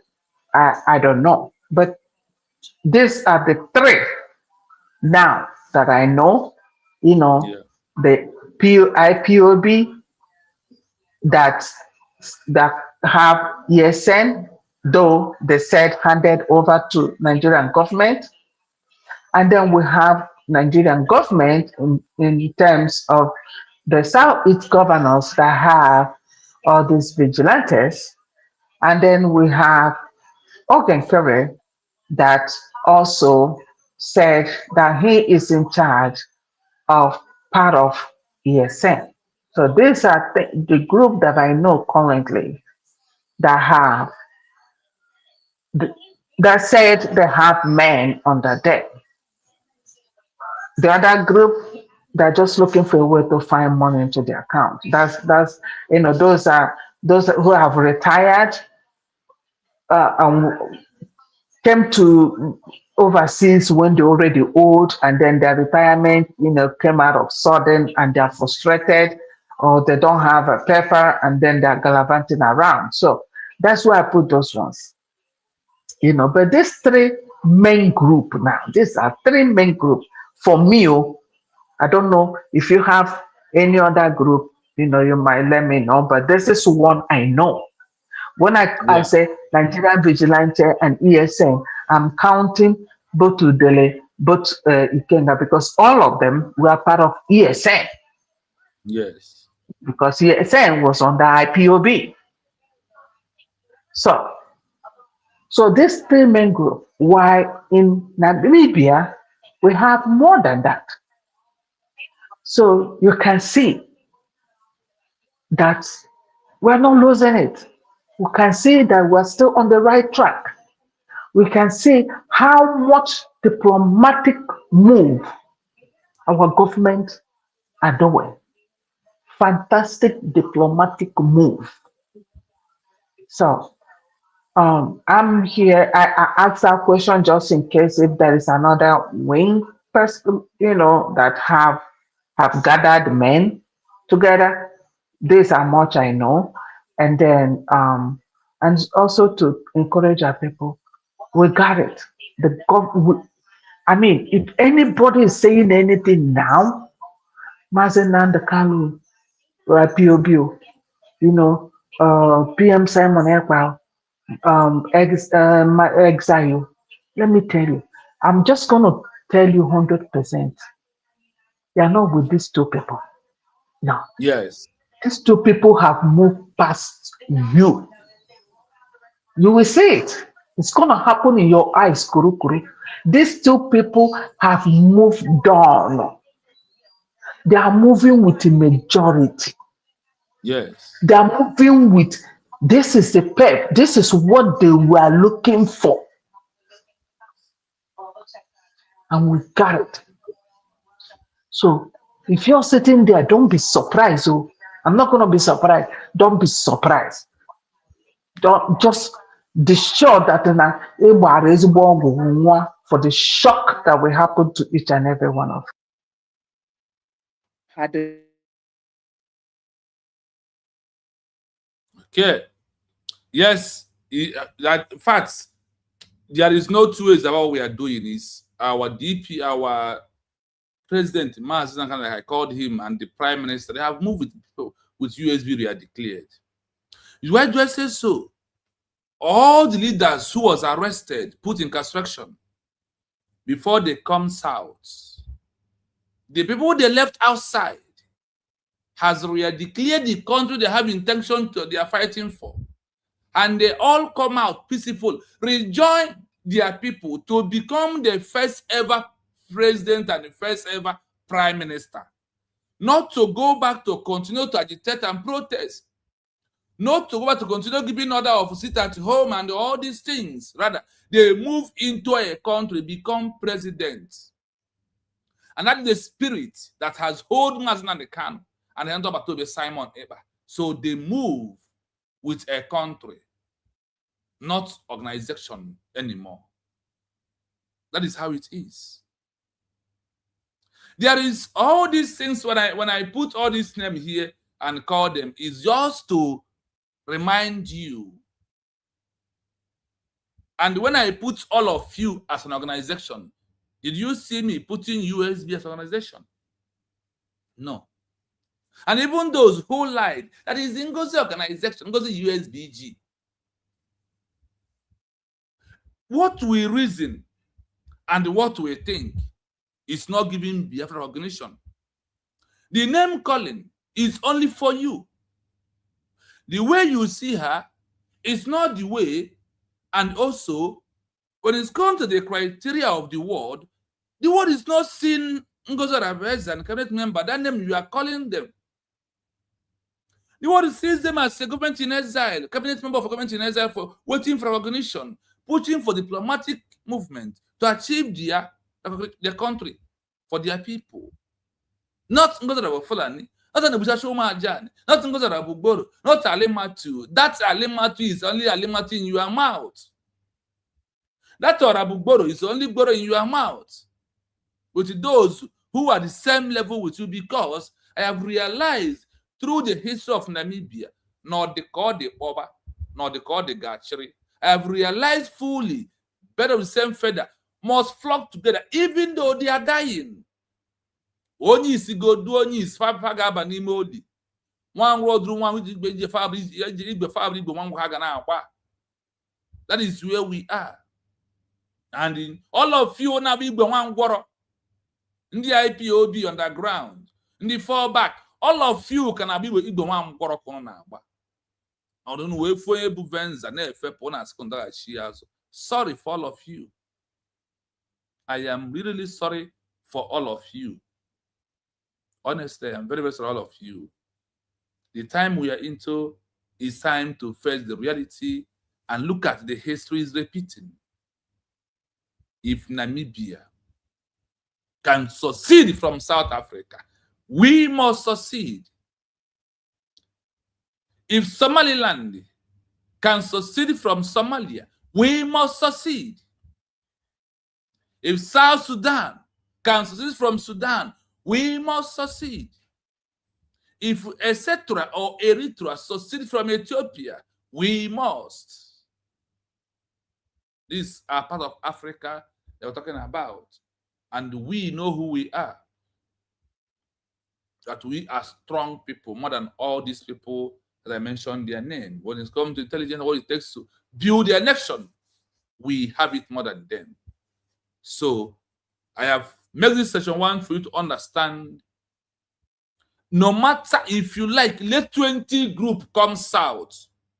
The word said, the first one that stood up and issued a peaceful declaration is the one we know that we will bypass any other group that can give them officially recognition of the lost country or the new country and support them through a international diplomatic recognition and give other countries free access to support them.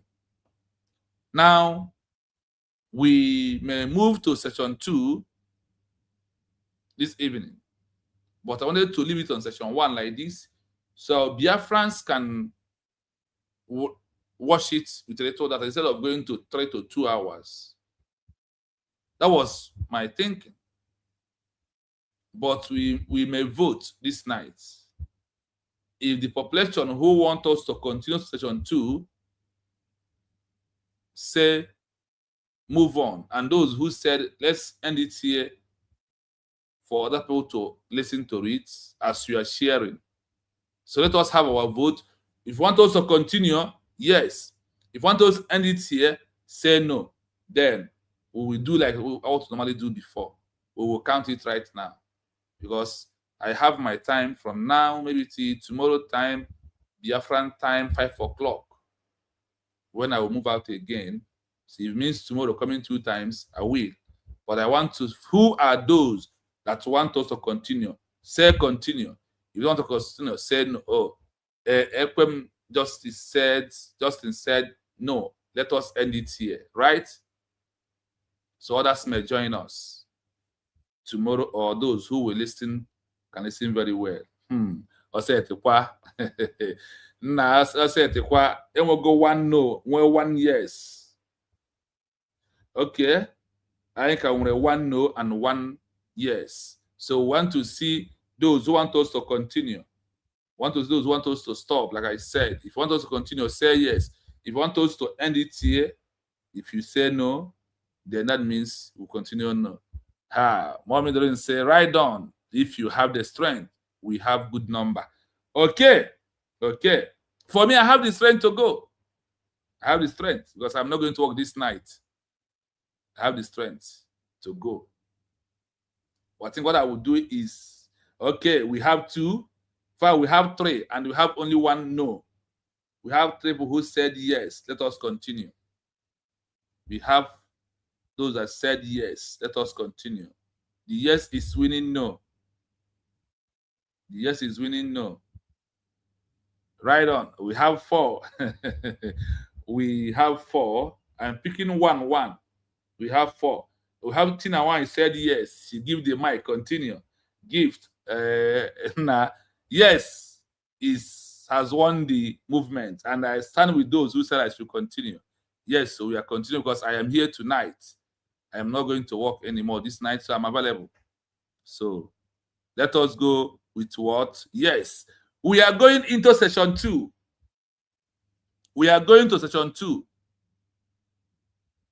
We have made it, I hope from today, it is clearly to you that the world bypassed the 9 group that emerged after the Declaration of Namibia, 1966, that the world recognizes only SWAPO that issued that Declaration 1966, as they said, this is the authentic government of the people, and they are the first to declare Namibia that we must organize them, because they declare it under peaceful movement, not under armed struggle.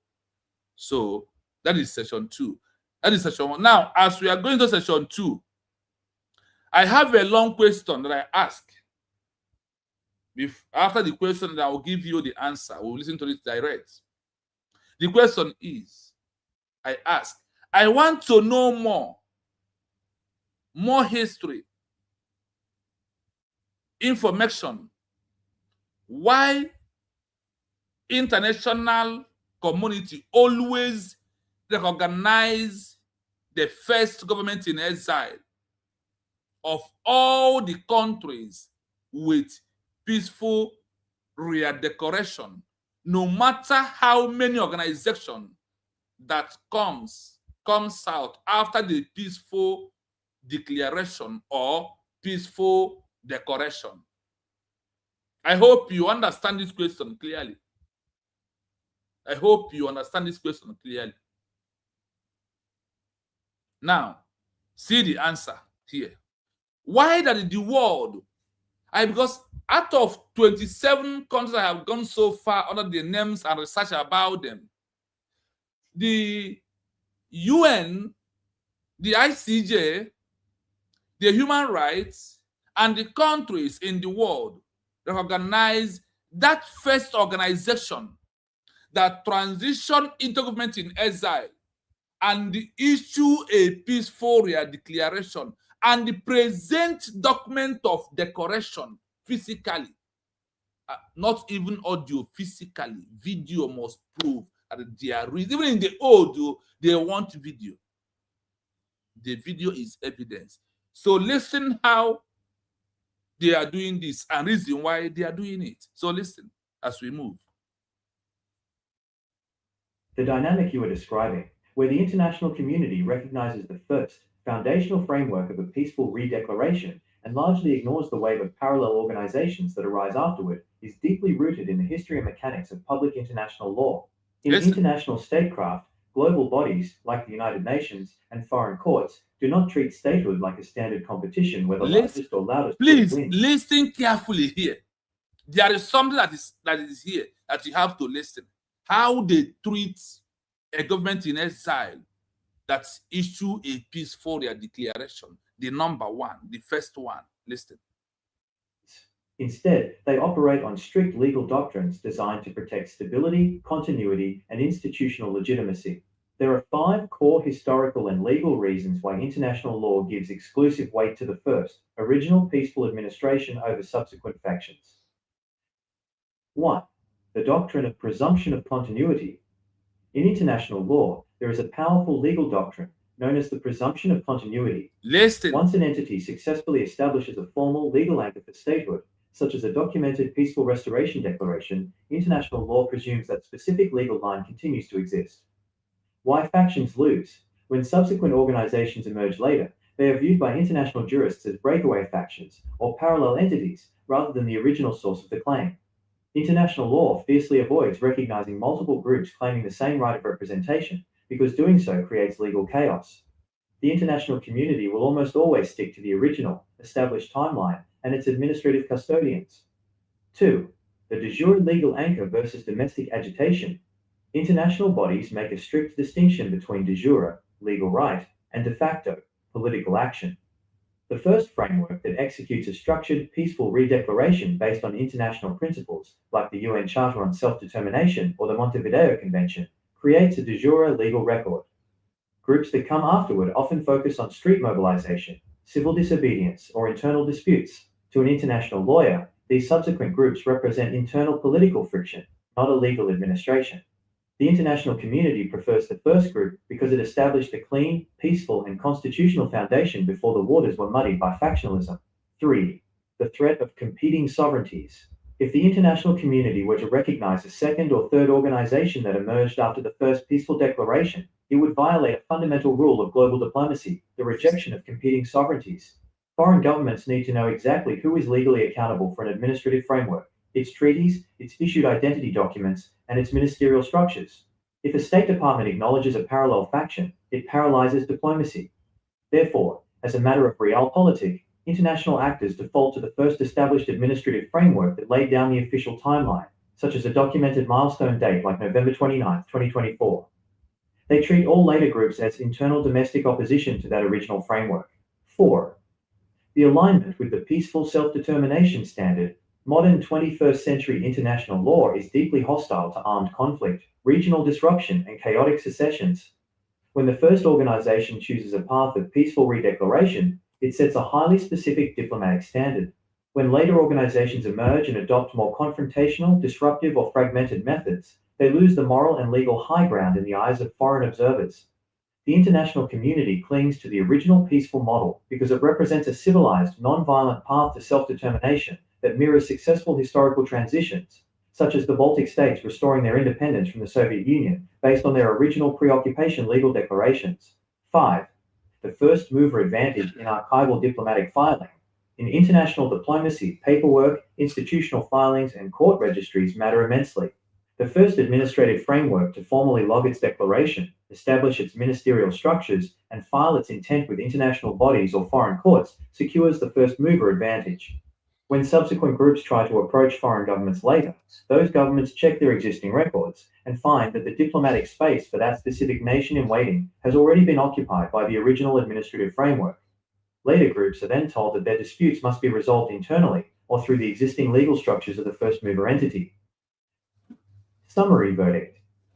The international community prioritizes the first, peaceful administrative redeclaration because international law is designed to look for order, institutional permanence, and unbroken legal timelines.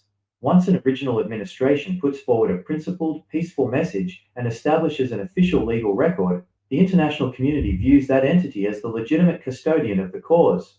No matter how many parallel factions, street movements, or breakaway groups emerge afterward, they are legally classified as internal noise rather than the true original statecraft framework. I hope you listen with me. But one thing I'm going to do is I'm going to play it for the second time before we enter into our pure analysis on this. I hope that is why if you really watch me, I don't give time for all this noise going on social media. Because the way of international community is very different from what we are reasoning. The same way the word of God is different from word of man. It's the same way the word of international community is quite different from the way we are reasoning about this, our Biafra. That is why I said that we are also delaying it.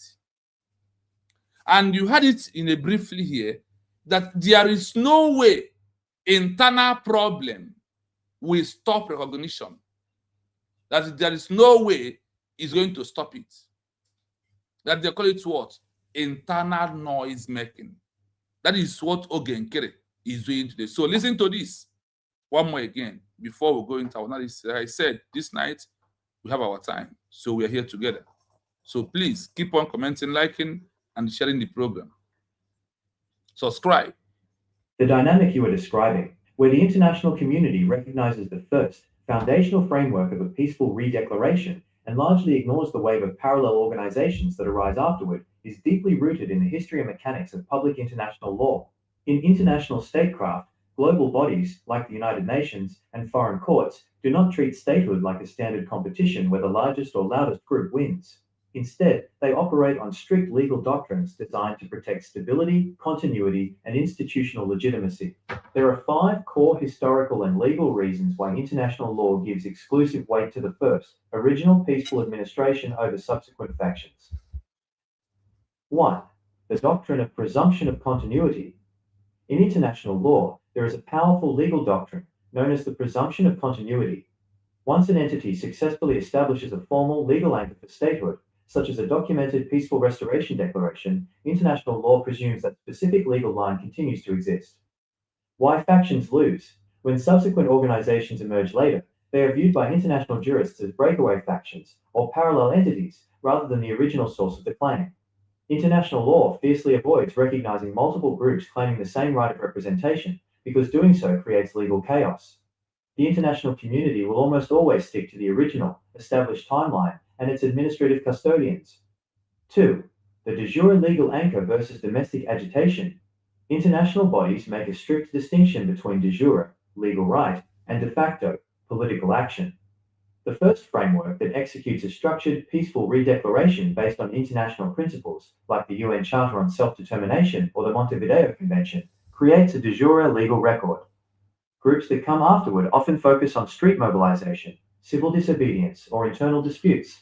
To an international lawyer, these subsequent groups represent internal political friction, not a legal administration. The international community prefers the first group because it established a clean, peaceful, and constitutional foundation before the waters were muddied by factionalism. 3. The threat of competing sovereignties. If the international community were to recognize a second or third organization that emerged after the first peaceful declaration, it would violate a fundamental rule of global diplomacy, the rejection of competing sovereignties.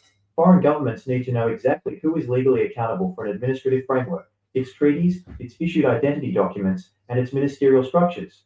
If a State Department acknowledges a parallel faction, it paralyzes diplomacy.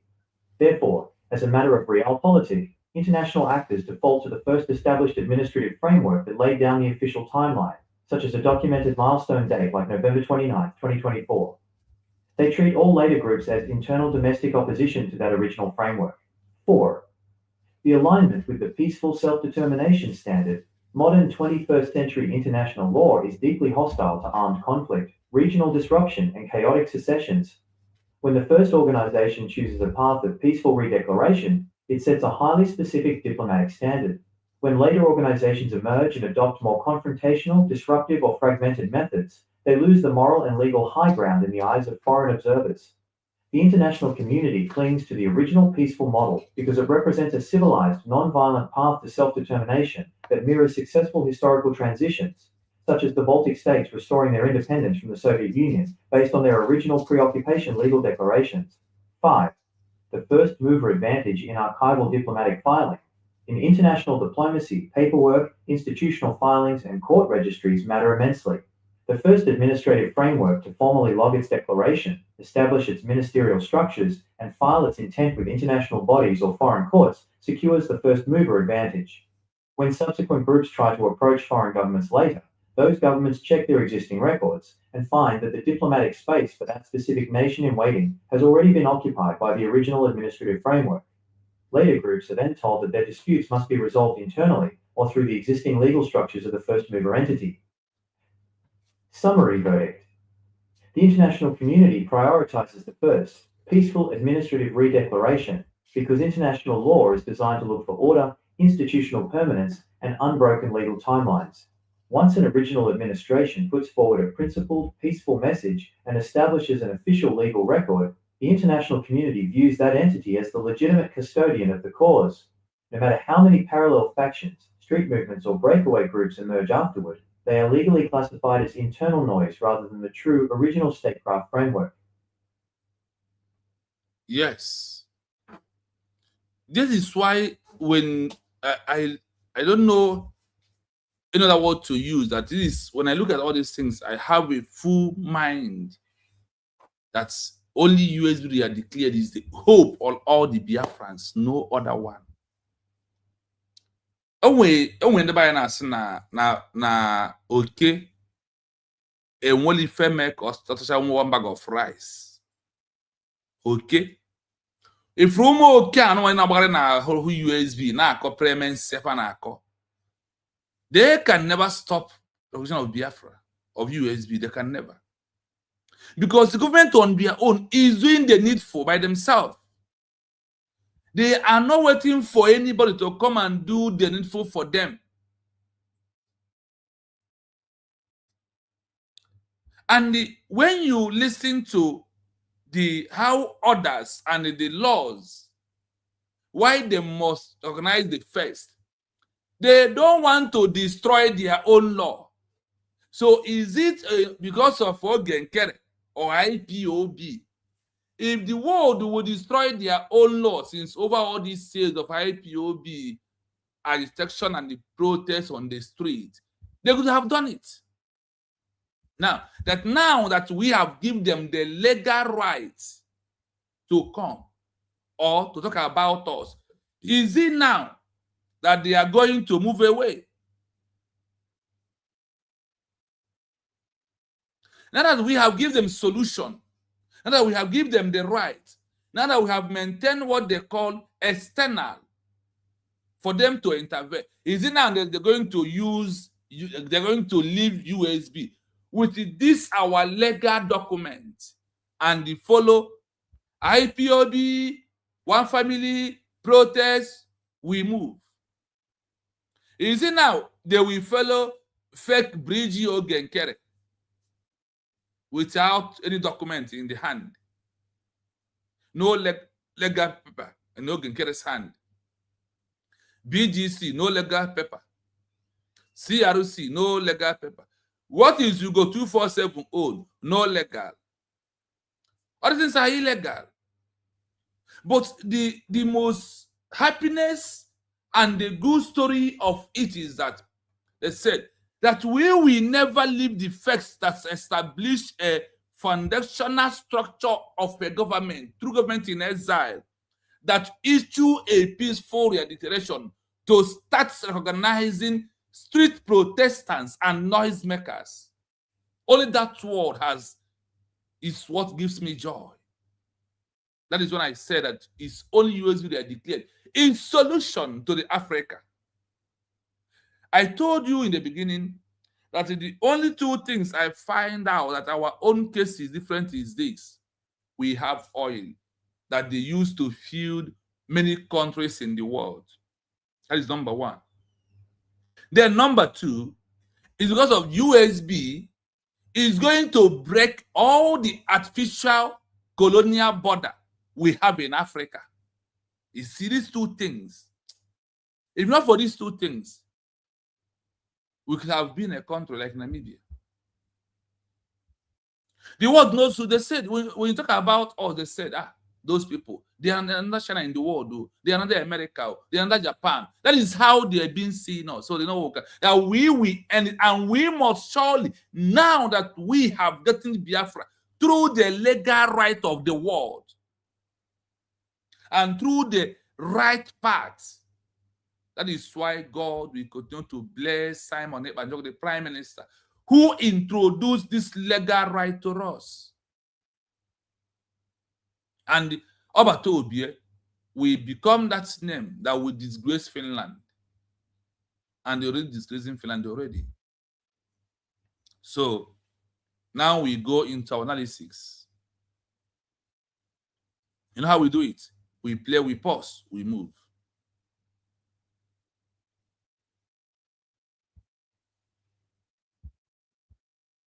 The dynamic you are describing, where the international community recognizes the first foundational framework of a peaceful redeclaration and largely ignores the wave of parallel organizations that arise afterward, is deeply rooted in the history and mechanics of public international law. Are you hearing it? There is history of public international law where everything is being controlled. Where the international community organized the first foundational framework of a peaceful decoration. Our case is a case of decoration. And legally ignores the waves of parallel organizations like Ogenkere, like IPOB, like BGC, like CRC, like Massob. All this after our peaceful, you had it here, that is after a peaceful declaration. That is the world to call them the wave of a parallel organizations that arise afterward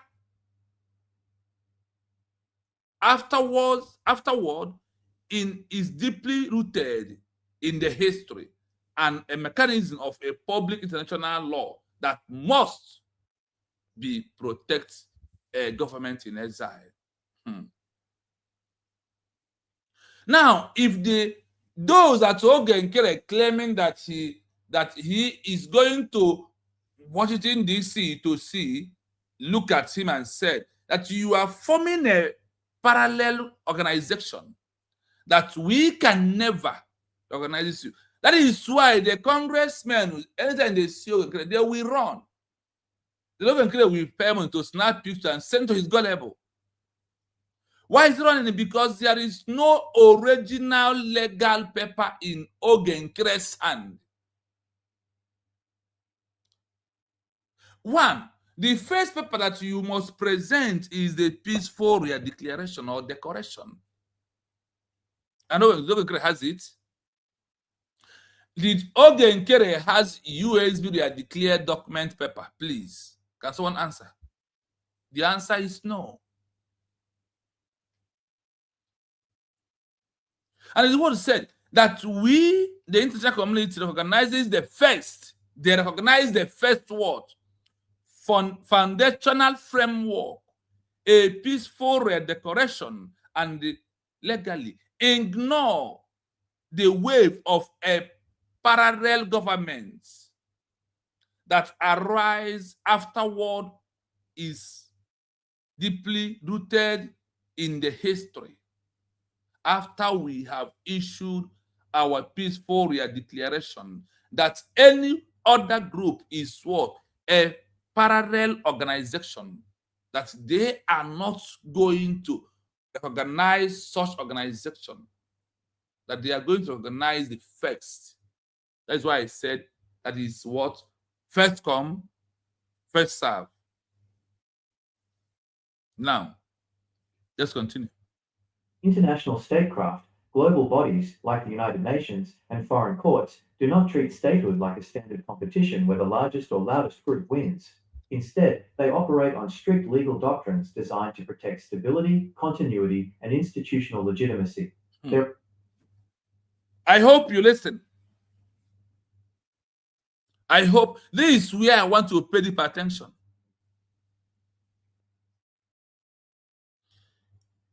In international statecraft, global bodies like the United Nations and the foreign court do not treat statehood like a standard competition.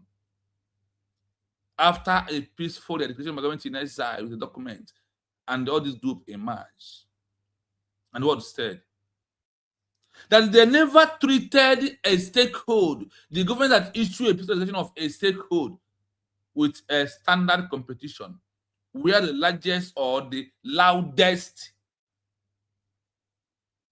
group wins, like Ogenkere with a loud voice, shouting and ranting.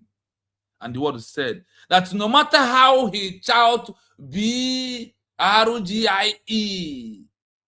they're never going to recognize him first because he did not show a peaceful declaration or decoration. This is how the world sees it. Now, do you see why when I said that the way of the world that are going to recognize Biafra is quite different from our own way, and how you as a one Nigerianist who don't want Biafra reason? It is very important that you know this. They operate on a strict legal doctrine designed to protect stability, continuity, and institutionalize legitimacy. The world has their way, how they organizes everyone. The world has their way, how they put the things in order.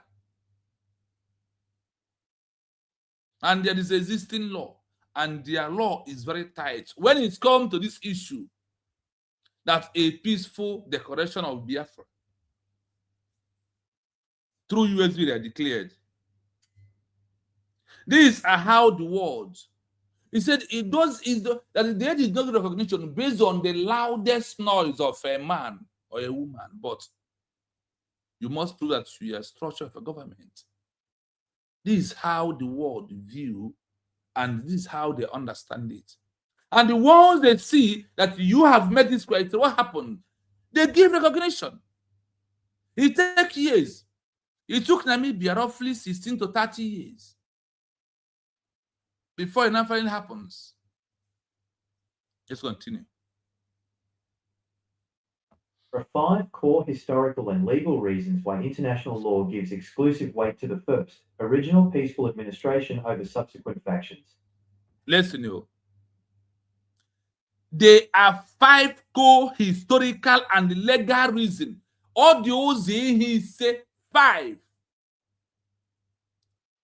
5, not even 1. 5 legal reasons why international law gives exclusive weight to the first that issue a peaceful redecoration.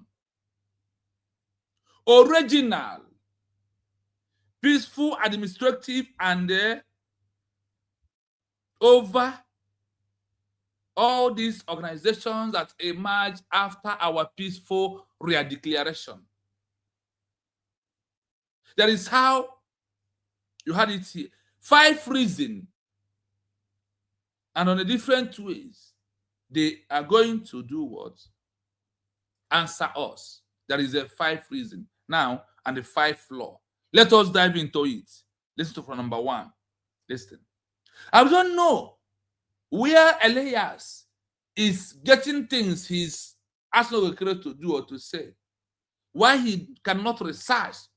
And well, if you tell people through Ogenkre will not pay him money. So they are only working because of what? Their money. 1. The doctrine of presumption of continuity. Now, the first law, why the world said, or the international community, or the United Nations said, that they are going to recognize the first who declared a lost country or who declared a new one. That is what the word all about.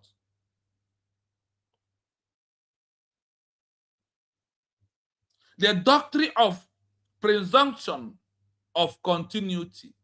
Number 1, the doctrine of presumption of continuity from the international law, like the UN.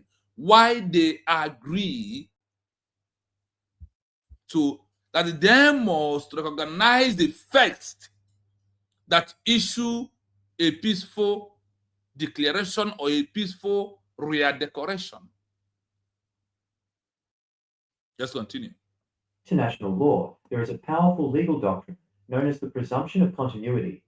Once an entity successfully establishes a formal legal anchor for statehood, such as a documented peaceful restoration declaration, international law presumes that specific legal line continues to exist. Are you hearing it?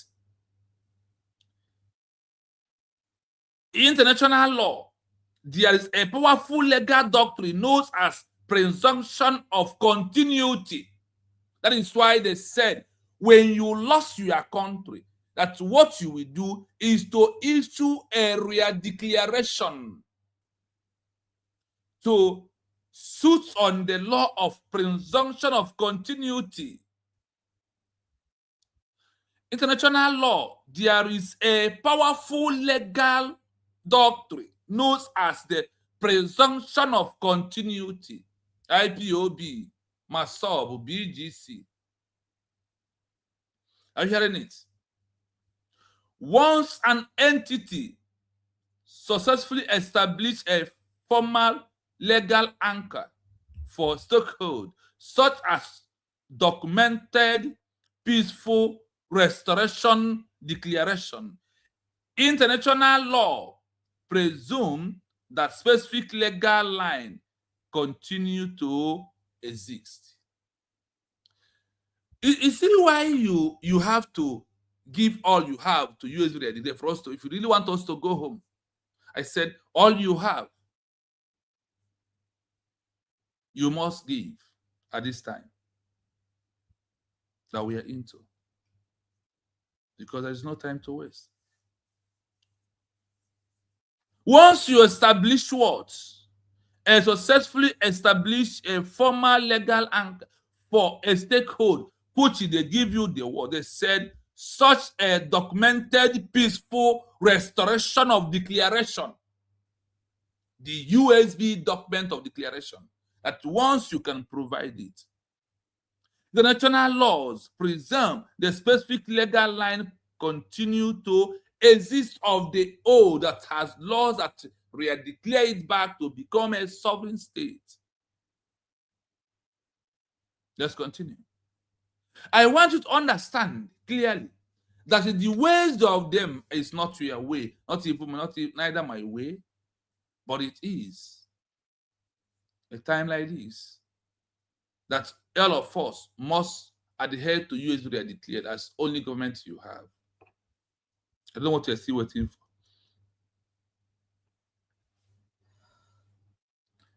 When you look at this word, peaceful restoration, declaration, what we did, we restore our lost country back. And you must restore it back before the world. We have the power to talk about you or to recognize you. If you remain on the protest or that you lost country, and the only way you want to use that Sheila country back is through protest, you are deceiving, you are safe, and the world will not take you serious. They see you as what? As someone who never knows his rights from the left. So listen again. Why factions lose.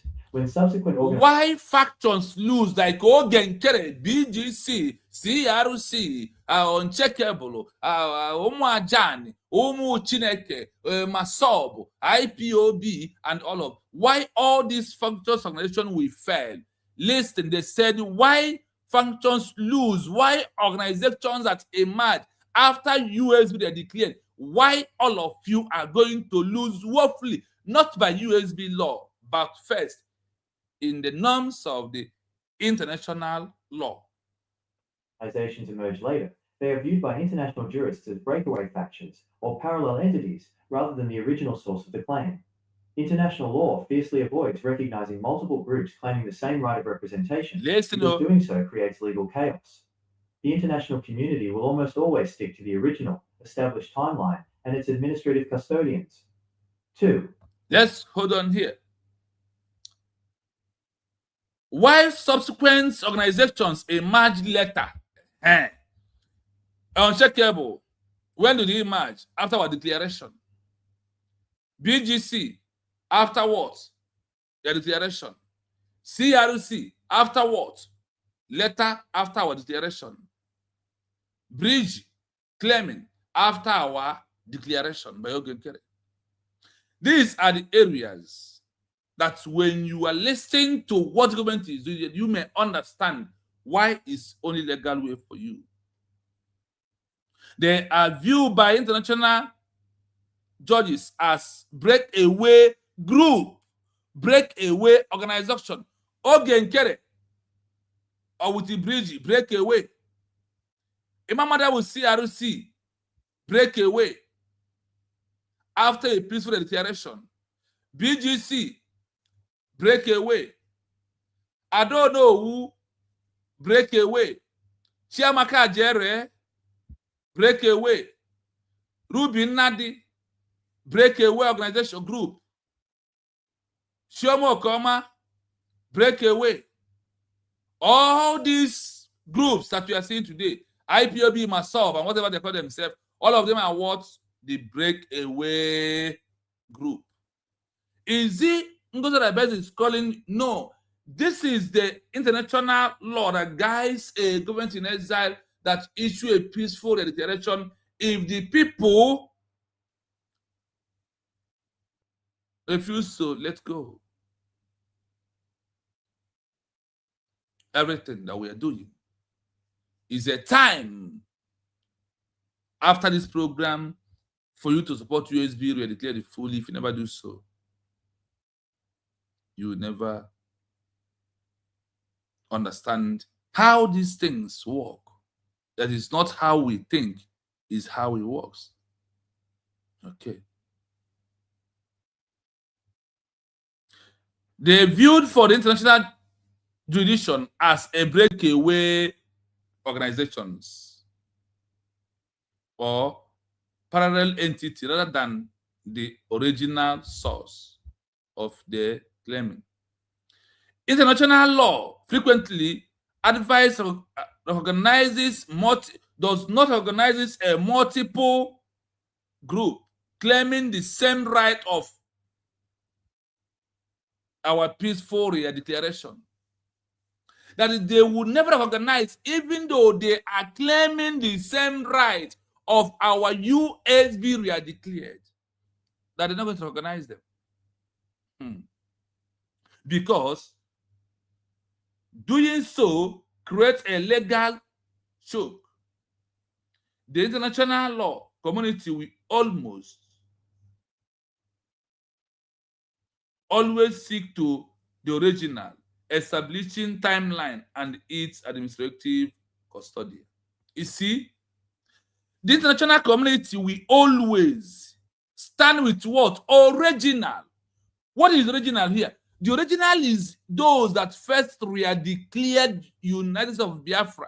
Who is that person who declared it? And what year? Which month? Dr. Massob Brgie, the DPM, is the first person that declared United States of Biafra. The word is said that is the one, they call it what? Original. Established timeline and its administrative custodian. This is how the world, and this is what is over all this year, that we could not put our hand on it, except only on the street. I remember when we normally sing in the homeland, Biafra, why you delay? To go Caribbean, we are asking, why is it delayed? Not only that, those that never want Biafra to come is those that are delaying the movement, never allow it to move at all. They never allow the movement to transition into a government in exile, and they did not have a government in exile, because not for Simon Ebanjoko. I don't know this government in exile I'm talking about today, but through him, I came to know what is called government in exile.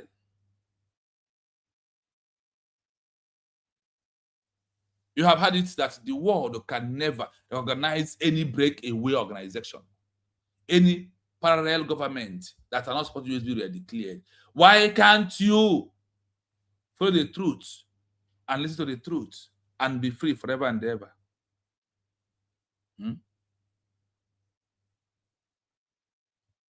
Let's continue. De jure legal anchor versus domestic agitation. International bodies make a strict distinction between de jure, legal right, and de facto, political action. The first, de facto, political what? Action. International body makes a strict distinction between the jure, legal rights, and the de facto political actor. You see, all this group and all this breakaway group. Our sister Chioma, thank you for that. They are saboteurs and breakaways. That is who they are. Now, why am I doing this? I want them that are shouting UN, EU, and all the garbage and all the noise they are making to know that if you like, rant, shout from now till next year, the international community can never leave USB declared to start answering you and they pay attention to you because of you are ranting and shouting. They will never. Because they know that there is existing law that controls everything. That is why it is very, very imperative at this stage that we understand all these things and be on the line as we are stepping out there. So, when they talk about the international bodies, who are there? There are many countries in the world. They are also UN, EU.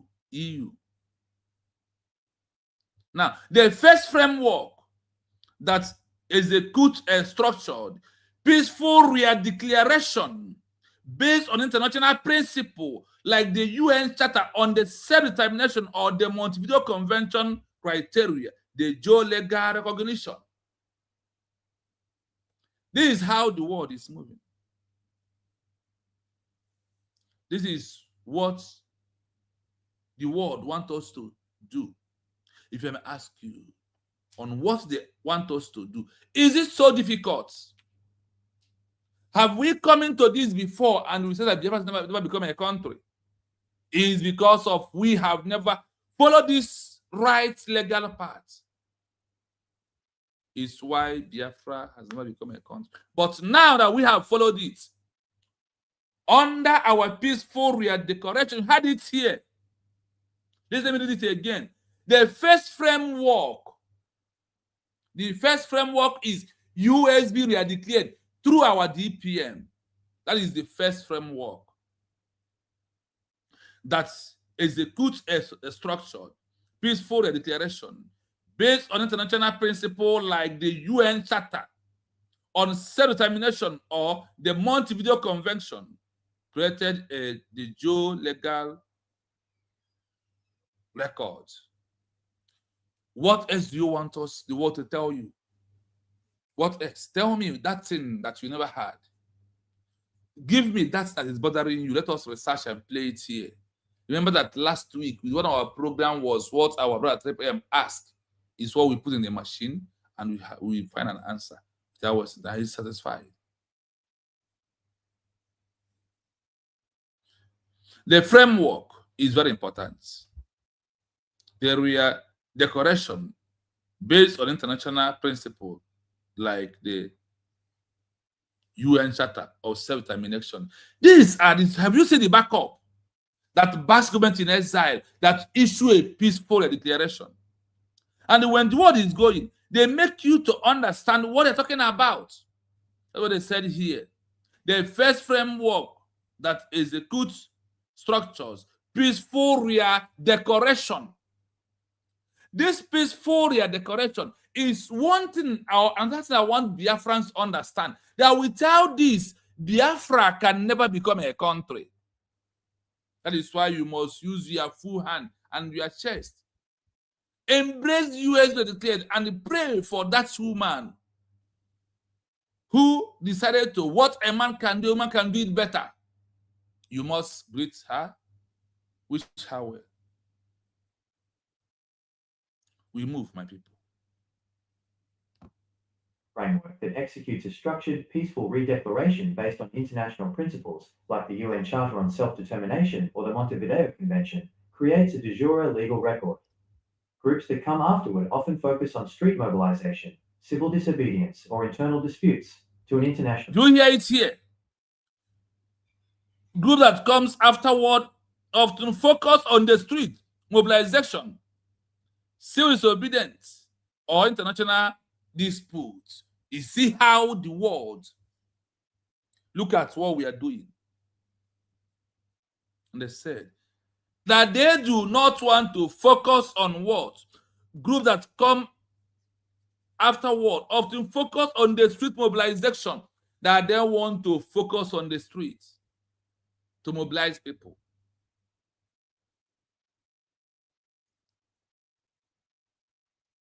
Honestly, when I read all this kind of a thing, sometimes I feel like that we already achieved recognition. Honestly. When I see everything proving that there is no any other organization, that's why I don't debunk them, because they have nothing to offer. Instead of, why am I going to debunk them? Why are they going to be the one to give me news? Me is supposed to give them news about US they are declared and how the world want us to go about it. And you want me to be here to discuss about that? Sorry, because the only way I do it is that when I read all these documents, where fit Ogen Crc, I mention his name so people will know that is the one I'm talking about. That is the one. If not for this government of USB they are declared, don't you know that we will not talk about Biafra again? Honestly, the world is on our side at this stage. The world is what? The world is on our side at this stage that we are into. That is why we must prepare our mind and all we have to support this new government to achieve the of Biafra very quickly. Then the Bible is freedom.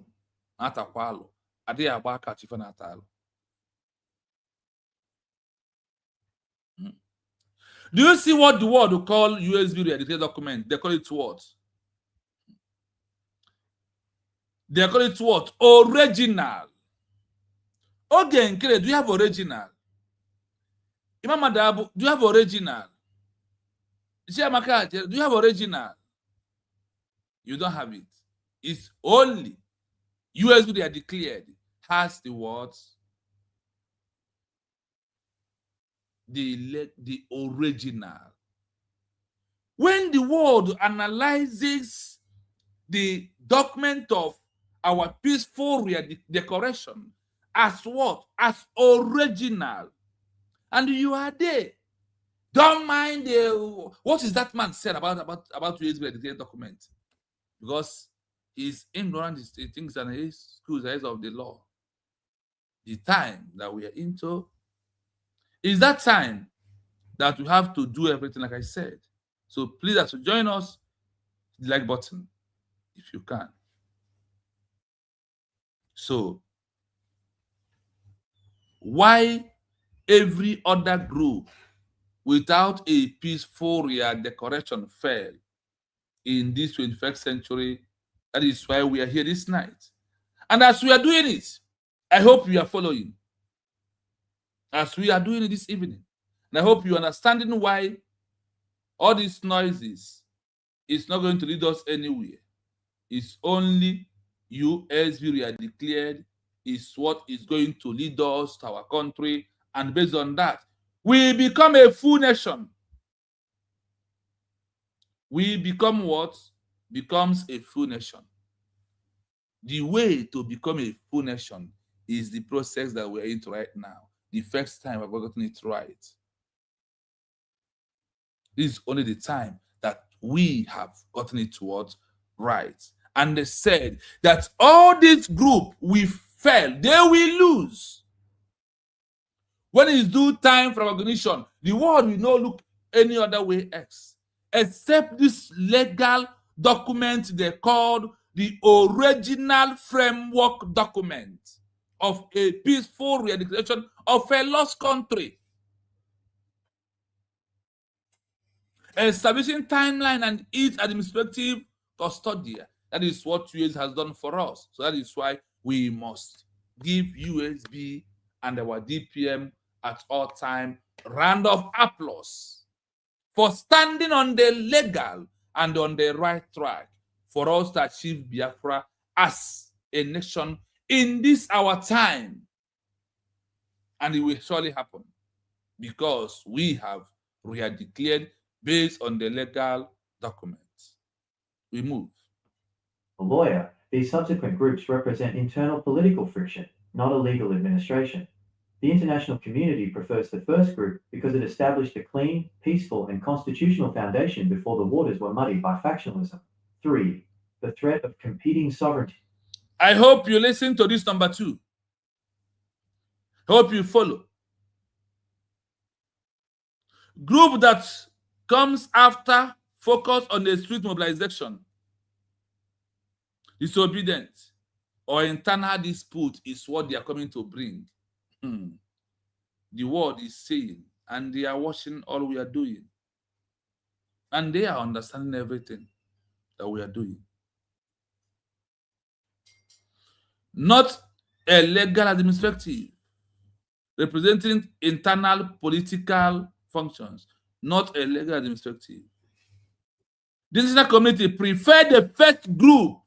Listen, the international community prefer the first group because it established the clean, peaceful, and the constitutional foundation before the waters were muddied by the breakaways organizations. That the first one that issued that declaration, whether you call it a group, whether you call it an organization, whether you call it government in exile, that first one is the one that they must organize. Do you see why the USB declared the case has changed? And the word said that they must first recognize USB declared.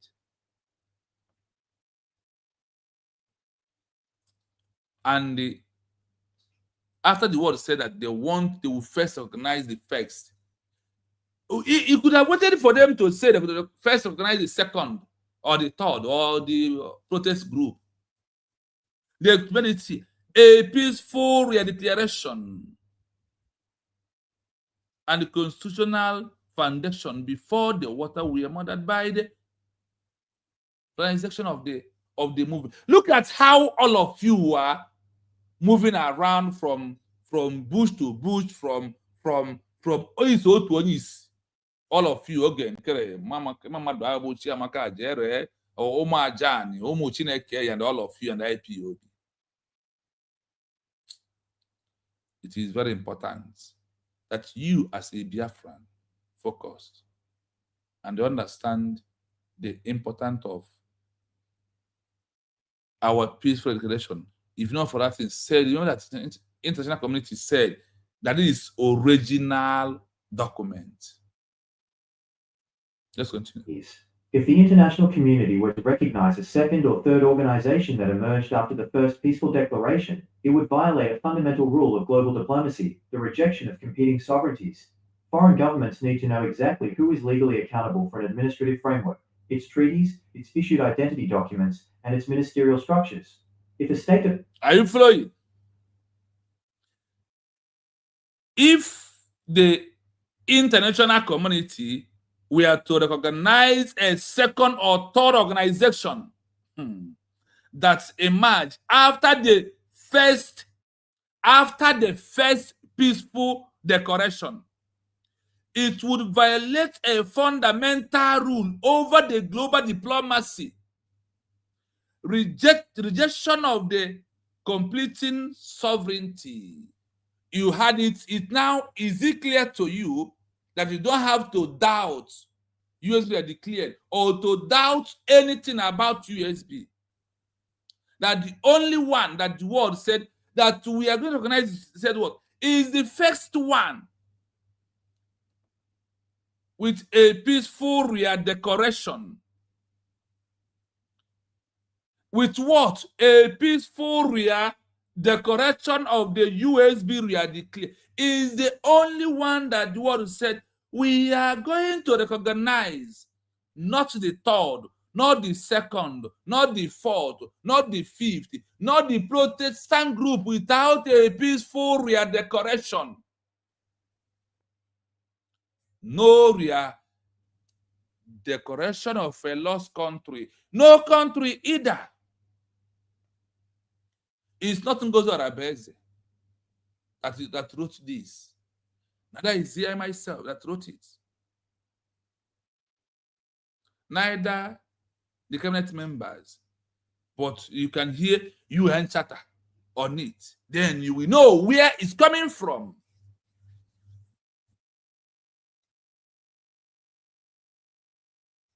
Remember that word. I want to read it again. If international community were to recognize second or third organization that emerged after the peaceful, after the first peaceful redecoration, it would violate a fundamental rule of a global diplomacy that they will never, nothing that will happen in this world that they recognize Ipob, Massob, Bgc, Brgie, FOBA, or nothing like it does not exist. It only exists in the brains of Okoko like you. Because birds of the same feather must flock together, or they call the power, or they call the gazo. That is what is happening in this movement. But the world has made it open. Today it is in the open. That is one thing that we must understand. Foreign governments need to know actually who is legally accountable for an administrative framework. It is treaties, its issues, identity documents, and its what? Structure. The structure of USB is what the world are watching right now. They are watching to see how we can handle our problems, how we can handle things. This is how they are seeing everything and what they are waiting for. That is why they give an example in the first section. That is the government in exile with a peaceful decoration or a peaceful restructuring should not focus on internal matter. They should go all out, focus on a diplomatic alliances that leads to recognition of a new a lost contract was declared, or a new one that was just happened. This is how the world reason how they think. Let's continue. Parliament acknowledges a parallel faction. It paralyzes diplomacy. Therefore, as a matter of realpolitik, international actors default to the first established administrative framework that laid down the official timeline, such as a documented milestone date like November 29, 2024. They treat all... I hope when I ask this question, I never bring USB.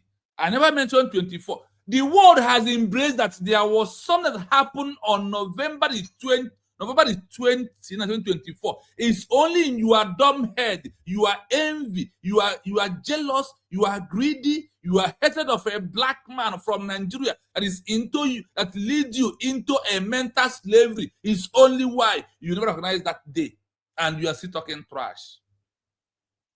In early research, you will hear this name. You will hear this USB. What happened on November 29th? It has become an example, but we never achieve recognition because we have already set a new record to the world. Child, until you stop listening like a Nigerian, a black man you are, that is when you will know that there is international law, there is norms, there is rules, there is a guideline, there is a template. Please remember to like, remember to subscribe, and remember to share the program and comment more. The more you comment, the more YouTube is moving the platform or the YouTube up with a different comment, please. If a state department acknowledges a parallel factor or function, it paralyzes diplomacy. Diplomacy. And on that, they can never recognize any parallel organization that emerged after a peaceful decoration of a lost and after a peaceful decoration of a new.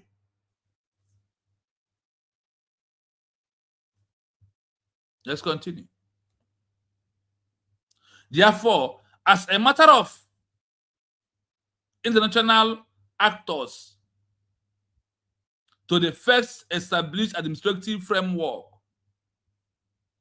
they lay down the official timeline, such as a documented milestone date like November 29, 2024. It has become a very milestone date to the eyes of the international community, to the even UN, to the United Nations charters and articles. They have been using us as an example. It's only you.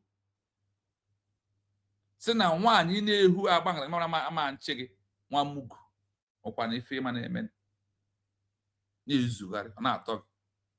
Had I know comes at last. You are ignorant and instrument of the law. There is a Biafra constitution that we use to judge all of you. The treaty are letter groups as internal. They treat all letter group as an internal domestic opportunities of the original framework. That all these things and all this group, that all these individuals, all these parallel organizations, that the world can never treat them, allow them to press as a government in exile with the original document that was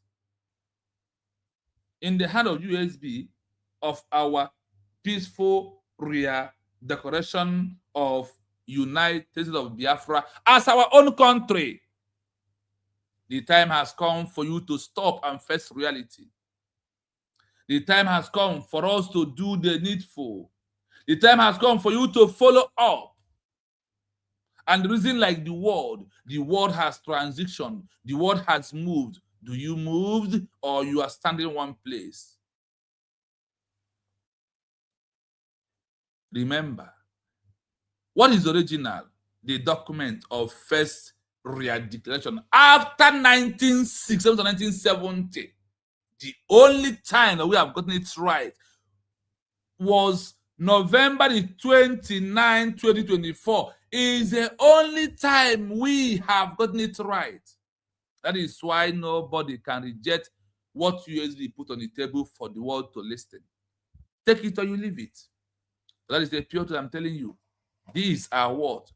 The pure truth. That even if they are denying it, we are bringing out to you.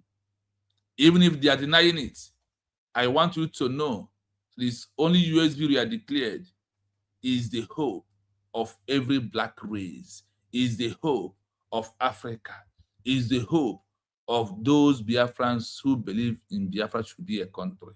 We have made it.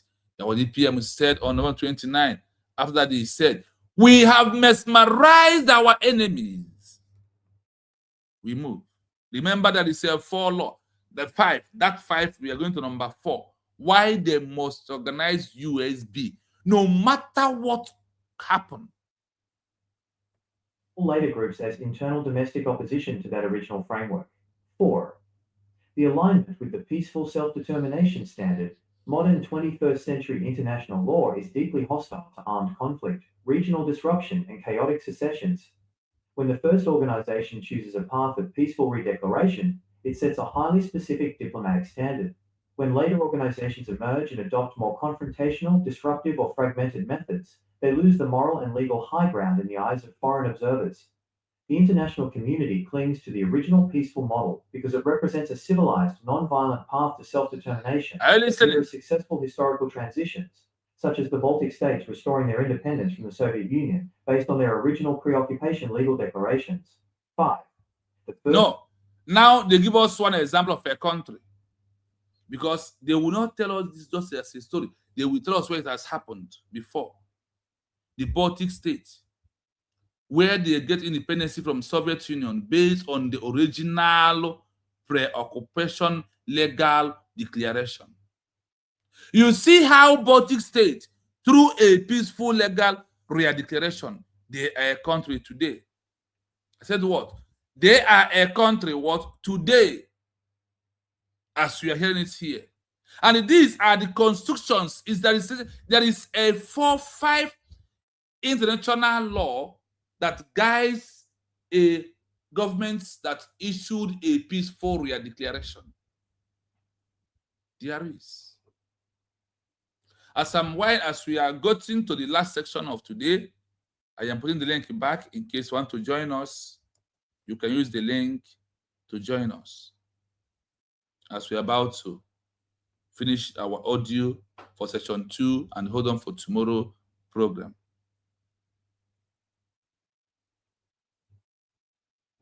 It's very, very important that we all understand where we are, what we're supposed to do, and what the world is expecting from us.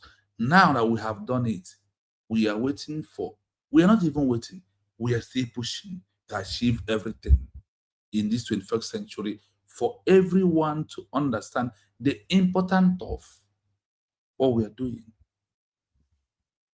No peaceful declaration or decoration, no Biafra as a country. Do you understand this clearly? So, we must continue. The modern 21st century international law is deeply hostile to hostile, not armed conflicts anymore. Regional peaceful declaration is what we have chosen to secure a new country.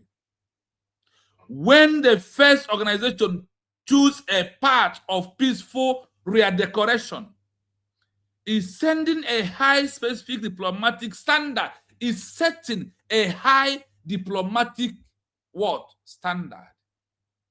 When they said, when the first organization choose a part of a peaceful redecoration, is set on a high specific diplomatic standard. Are you hearing it? This is not words of Ngozi Arabeze. This is not words of US declare, but this is what has already been there before us.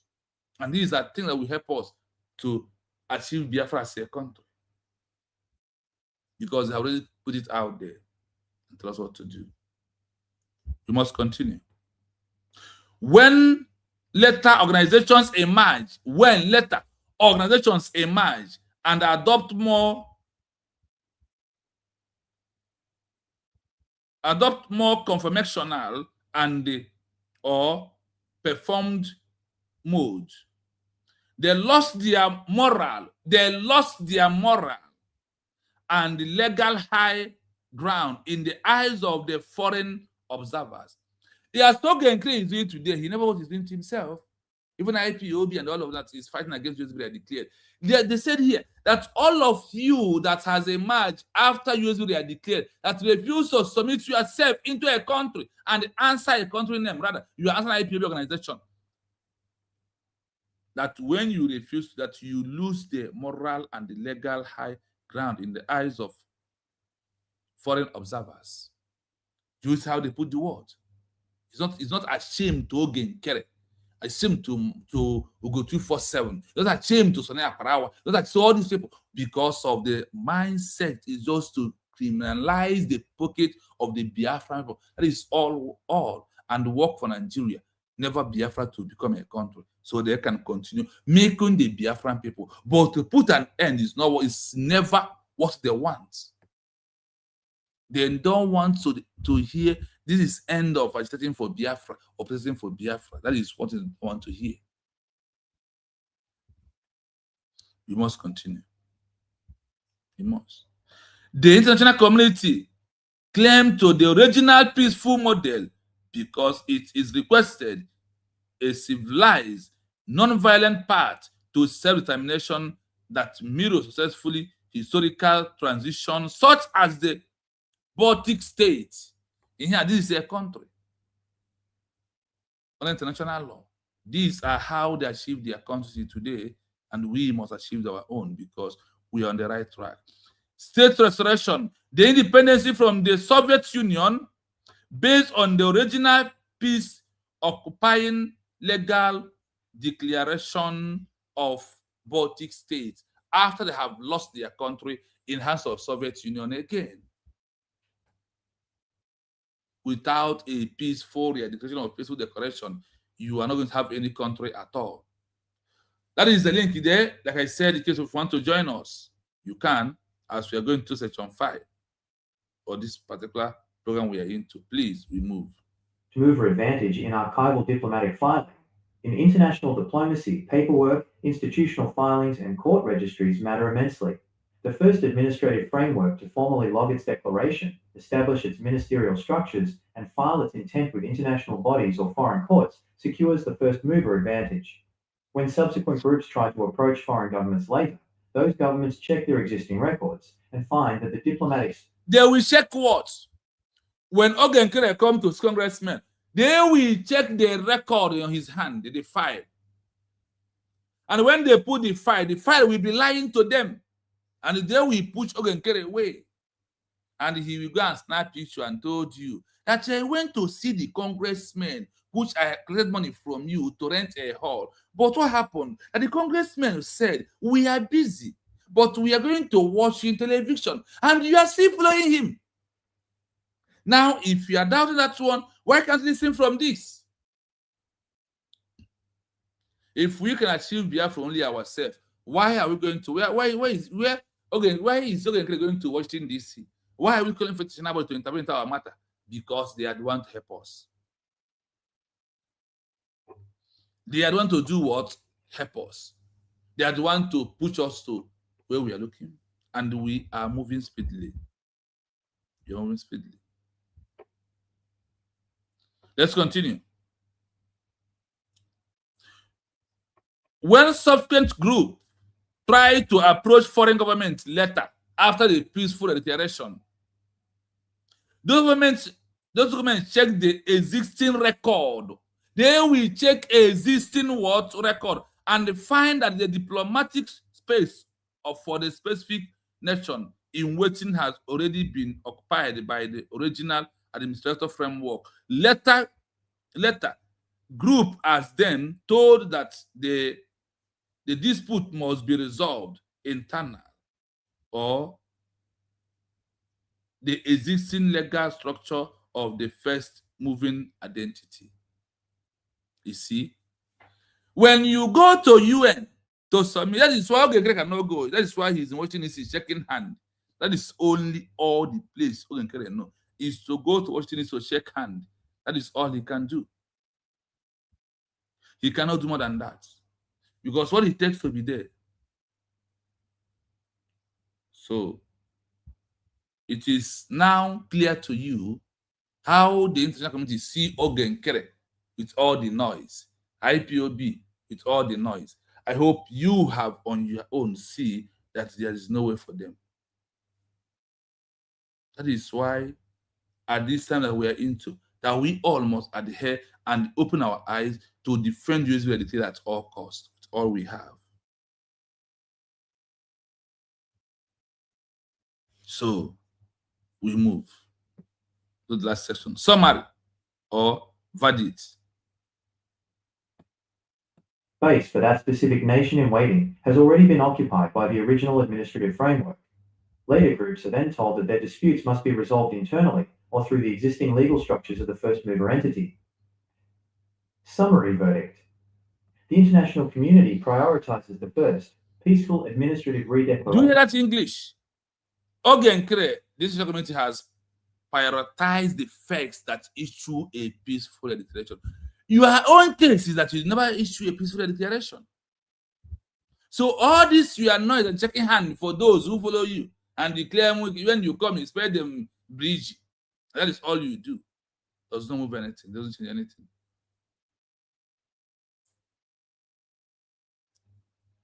I hope you are listening.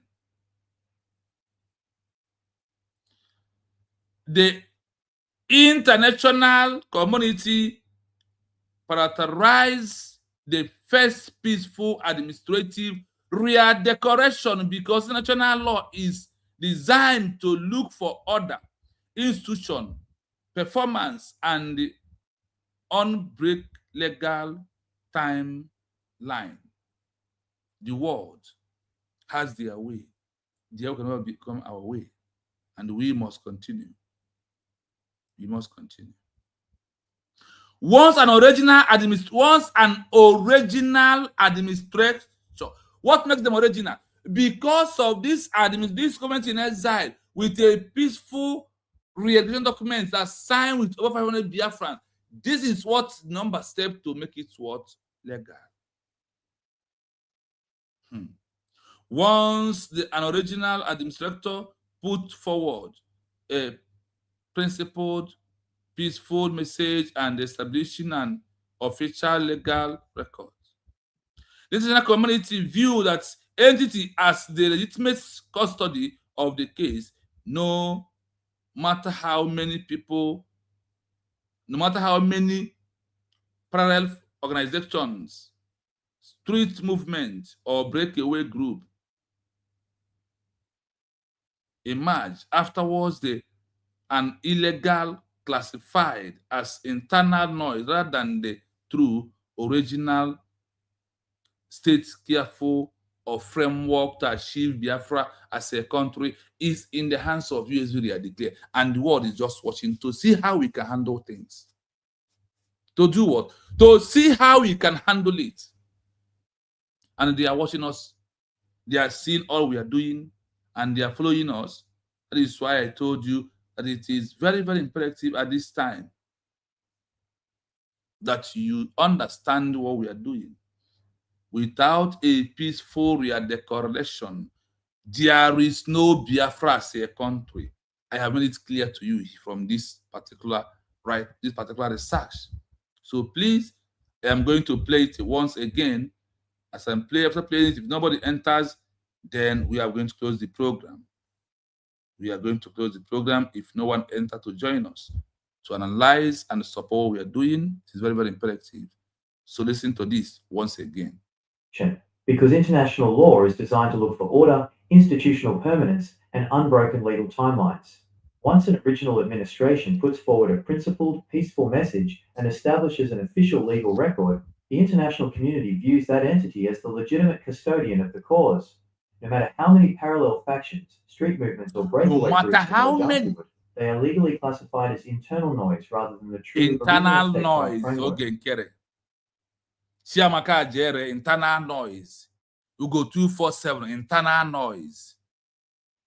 This is how the world view everything that we are doing. I don't know, internal noise. Massob, internal noise.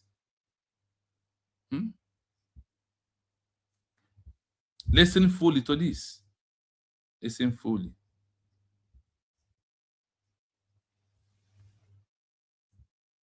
The dynamic you are describing, where the international community recognizes the first, foundational framework of a peaceful redeclaration and largely ignores the wave of parallel organizations that arise afterward, is deeply rooted in the history and mechanics of public international law. In international statecraft, global bodies, like the United Nations and foreign courts, do not treat statehood like a standard competition where the largest or loudest group wins. Instead, they operate on strict legal doctrines designed to protect stability, continuity, and institutional legitimacy. There are 5 core historical and legal reasons why international law gives exclusive weight to the first, original peaceful administration over subsequent factions. 1. The doctrine of presumption of continuity. In international law, there is a powerful legal doctrine known as the presumption of continuity. Once an entity successfully establishes a formal legal anchor for statehood, such as a documented peaceful restoration declaration, international law presumes that specific legal line continues to exist.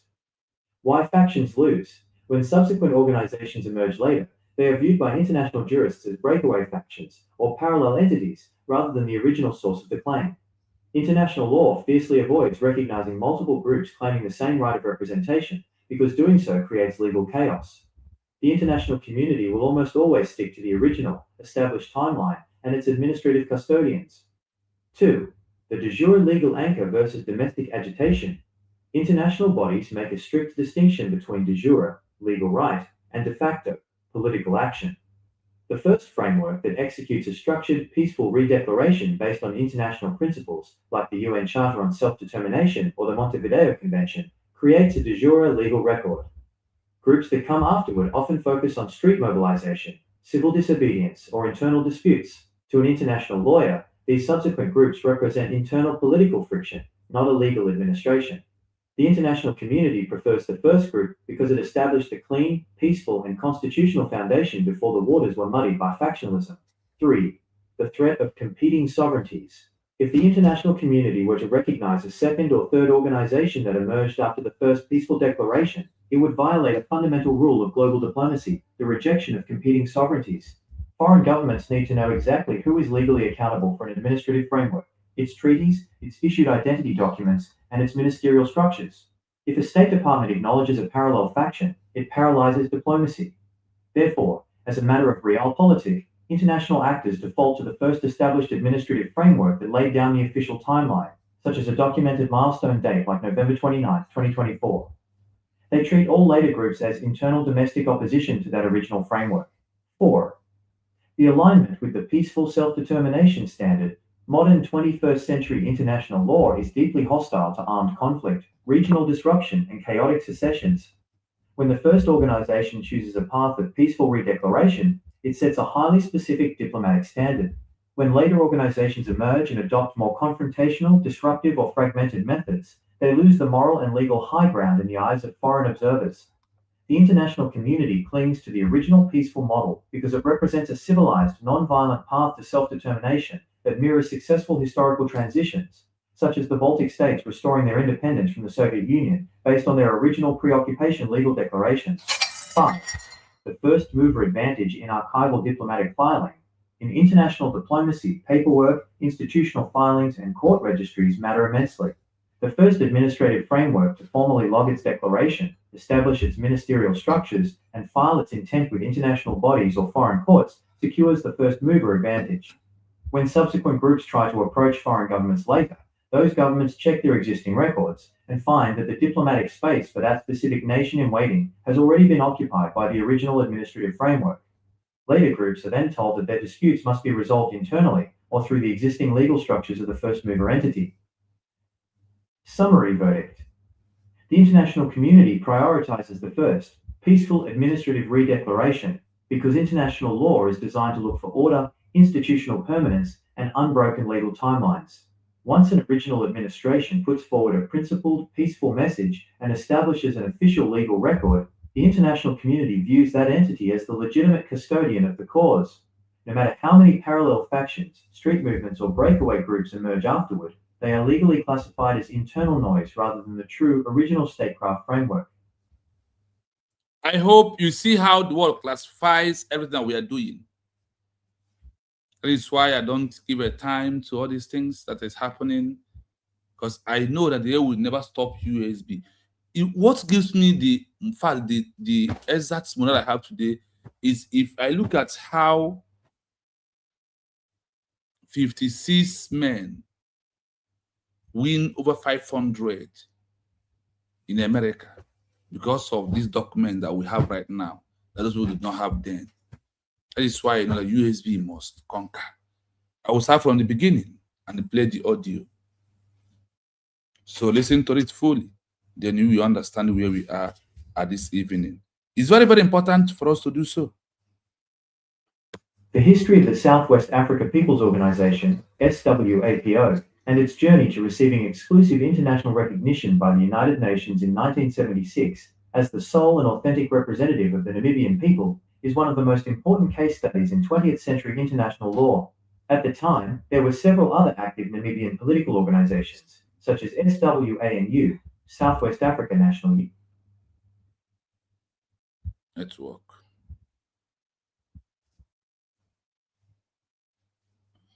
Please, 1 minute, network has moved a little bit.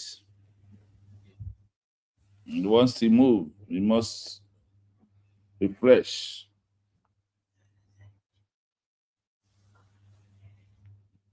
Network.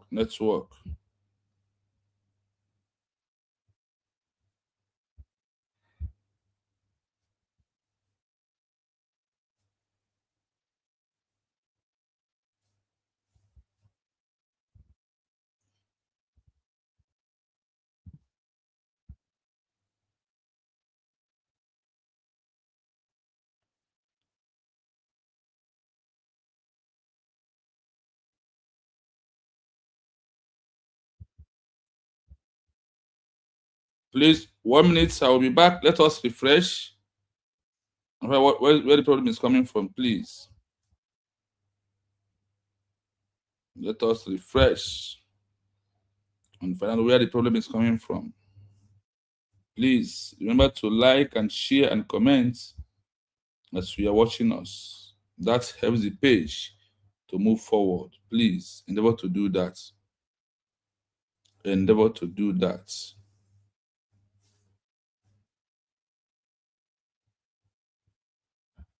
What we are doing is to give you full guarantee why you have to believe USB are declared as the only time we're going to try and what do you want us to do. That is the only time we are doing it, and that is why it must come in our own time. That is why it must come in our own time. There is no other time Biafra has to come except it's our time that we have met all the criteria that the world wants us to meet. Then we are here to let them know that look at what happened to these people, look at the role you play. It's a time or our own time to play it. Our own time. So Biafrans that are watching, I think I put the link. If no one comes in, we are going to end it up here because I have a message need to be delivered after the program. So please, I think we are going to keep it here. This is maximum 3 hours Sunday.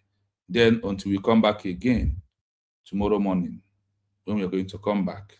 So watch out for tomorrow as we continue on the third section of this program. We have did only 1 and 2 this evening. So tomorrow we'll do from 3 to 4 if the time permits us.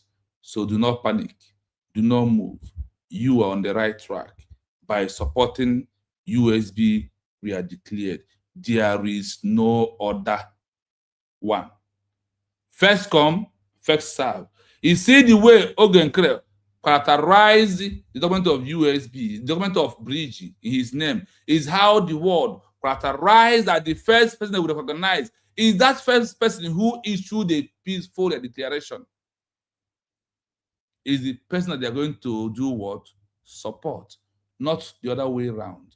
So the world is moving quickly, fastly, so there is no way that is going to reach in our The own history time. of the Southwest Africa People's Organization, SWAPO, and its journey to receiving exclusive international recognition by the United Nations in 1976 as the sole and authentic representative of the Namibian people is one of the most important case studies in 20th century international law.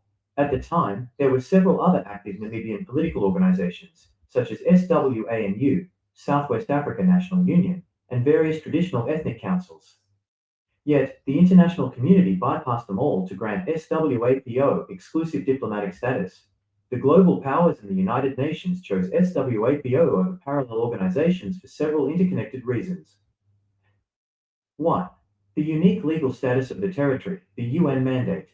Unlike standard domestic secessionist movements, Namibia, then called Southwest Africa, had a unique international legal status.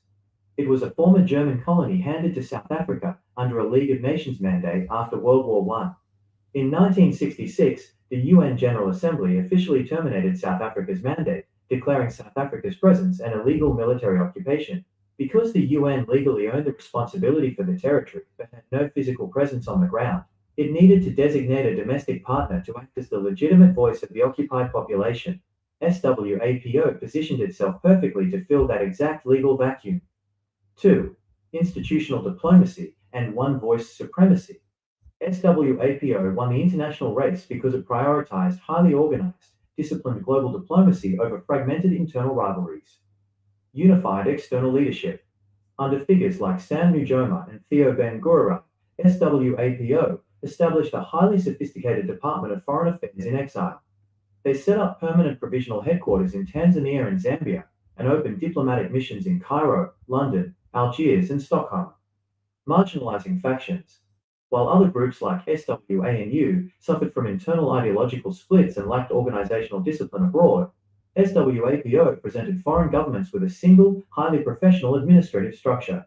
The international community preferred dealing with one organized entity rather than navigating a confusing web of competing factions. 3. Broad population representation, the demographics factor. Under international law, an administration in exile must prove it speaks for a credible, permanent population. SWAPO possessed an immense structural advantage because its primary support base was rooted within the Ovambo people, who constituted nearly half of Namibia's entire population. Although SWAPO intentionally rebranded itself to include all Namibians, its undeniable majority backing on the ground proved to the UN that it was not a marginal breakaway group, but a dominant national movement. 4. Masterful Cold War realpolitik. SWAPO built a diverse, multi-layered alliance network that made it impossible for the international community to ignore. The African Bloc and NAM, SWAPO, secured the total backing of the Organization of African Unity, OAU, and the Non-Aligned Movement, NAM, which held immense voting power in the UN General Assembly. The Soviet bloc. They secured heavy military and financial backing from the Soviet Union and Cuba, giving them the teeth to fight South Africa's military. The Nordic Western humanitarian conduit. Crucially, SWAPO did not alienate the West.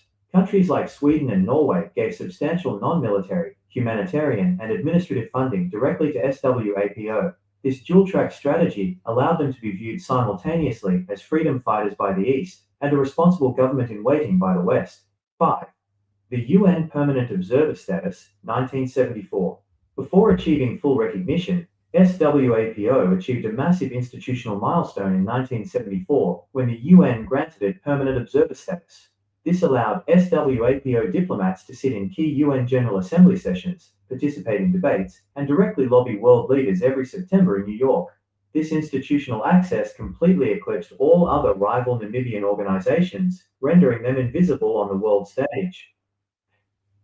Key lesson for modern statecraft. The world recognized SWAPO because it successfully combined undeniable domestic population support with a highly disciplined, unified diplomatic administration in exile. By refusing to let internal factionalism dilute its message, and by establishing a professional, centralized diplomatic corps that spoke the language of international law and the UN Charter, SWAPO forced the global community to recognize it as the only viable government in waiting. Yes, you have heard how Namibia in Africa, and I have given you from 1 to number 2 section. Then tomorrow you're going to hear more of other countries, how they handle their own with organization, and today they are full nation. CBCB, I don't know, you are deserve not connected well to the mic. It's from your side, so I cannot bring you into the room. You are in the room, I can't bring you out to the stage because of the problem from your area. Your device not connected. That is one reason why I'm trying to bring you, but I cannot because of this. Unless you I think you can refresh your phone by offing it and on it again, then try to come in again. That is all I can do for now. I can't bring you in. No connecting to your mic, and there's no how you can talk without mic. So please check your phone very well, reset it, and come in and enter back. You see me toss here. Please. You can see me toss here. Just try and do that.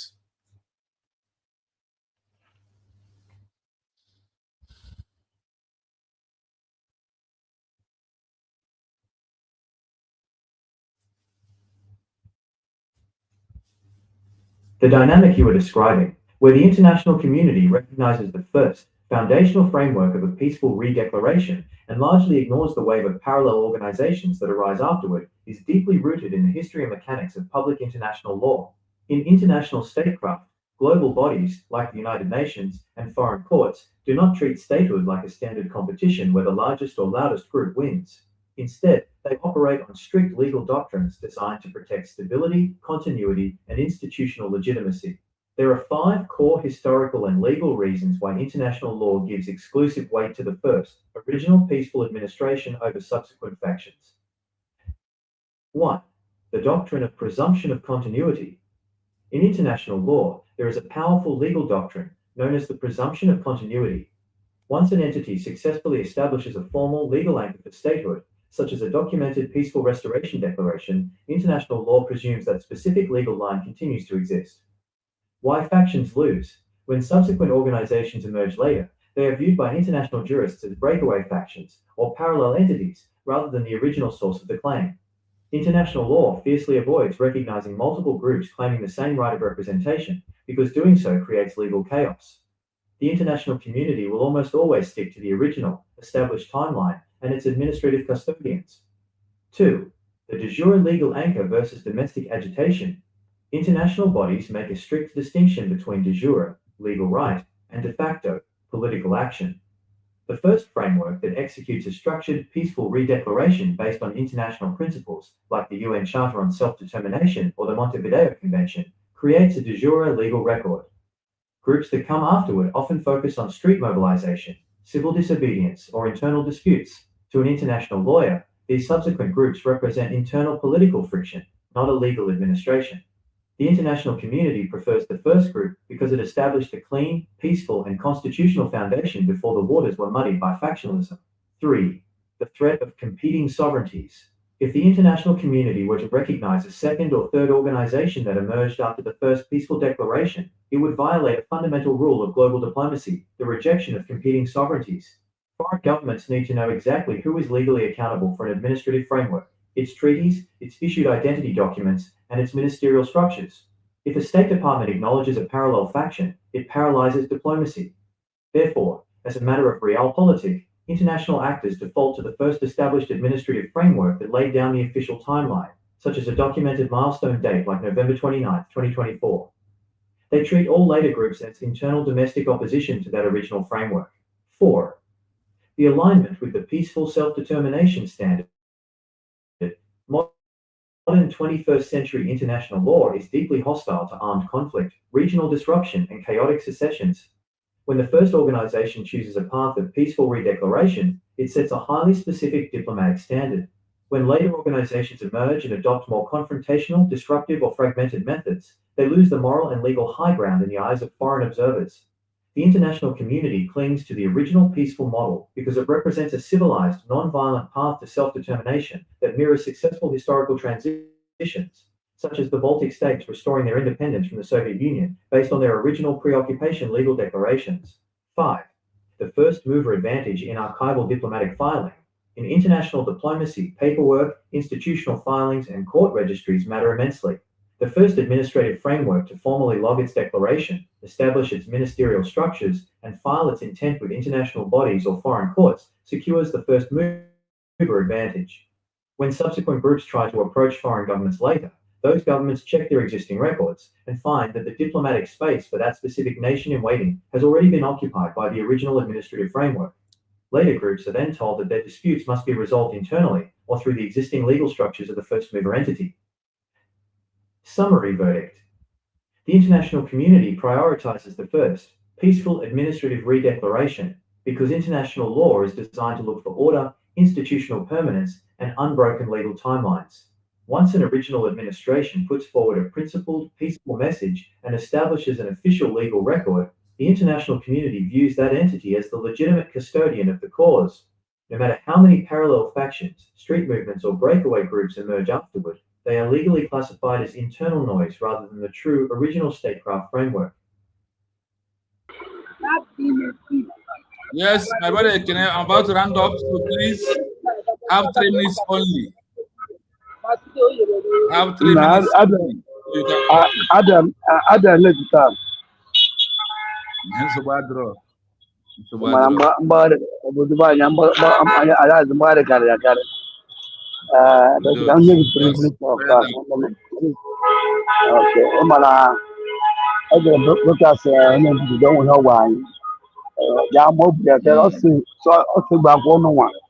La people like Abra Pondo Tunda Tuani with the ego.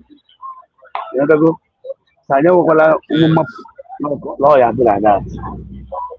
I get quite communities, but no homolog, man. If you love me now, homolog, man. So I'm just trying to encourage you. I'm glad you can make it that place because you are doing a marvelous job. And some of the other content model, you are doing a nice job. But I think it's going to Bola. Go ya de la bani and also okuna bon na bola la opona ka go mo abara bola ga dela ma ori ra ko leke cause bokila zone what would talk about now cause I'm late and I'm your topic I just enter the program akura ata tango today na network anya so if I'm there ndamusu mara nkaijika la he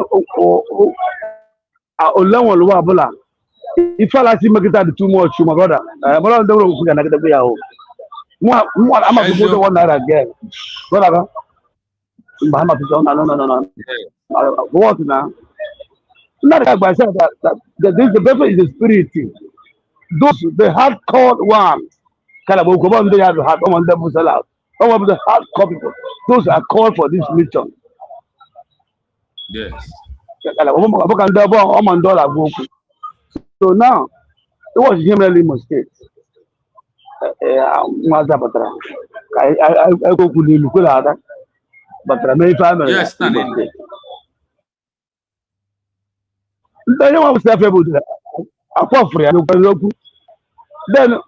what I want to say now is say you know it. You don't need to force yourself by shouting. Don't do your research. Do your research again. Because if all had let them do their own research now. I would me. Said. Yeah.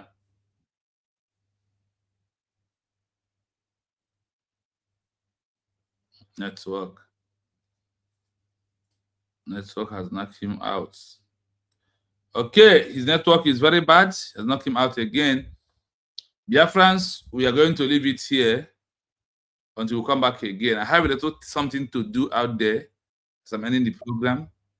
So please, we are going to leave it here until we come back tomorrow. Again, I want to thank everyone. Thank you so much. Thank you so much. Thank you.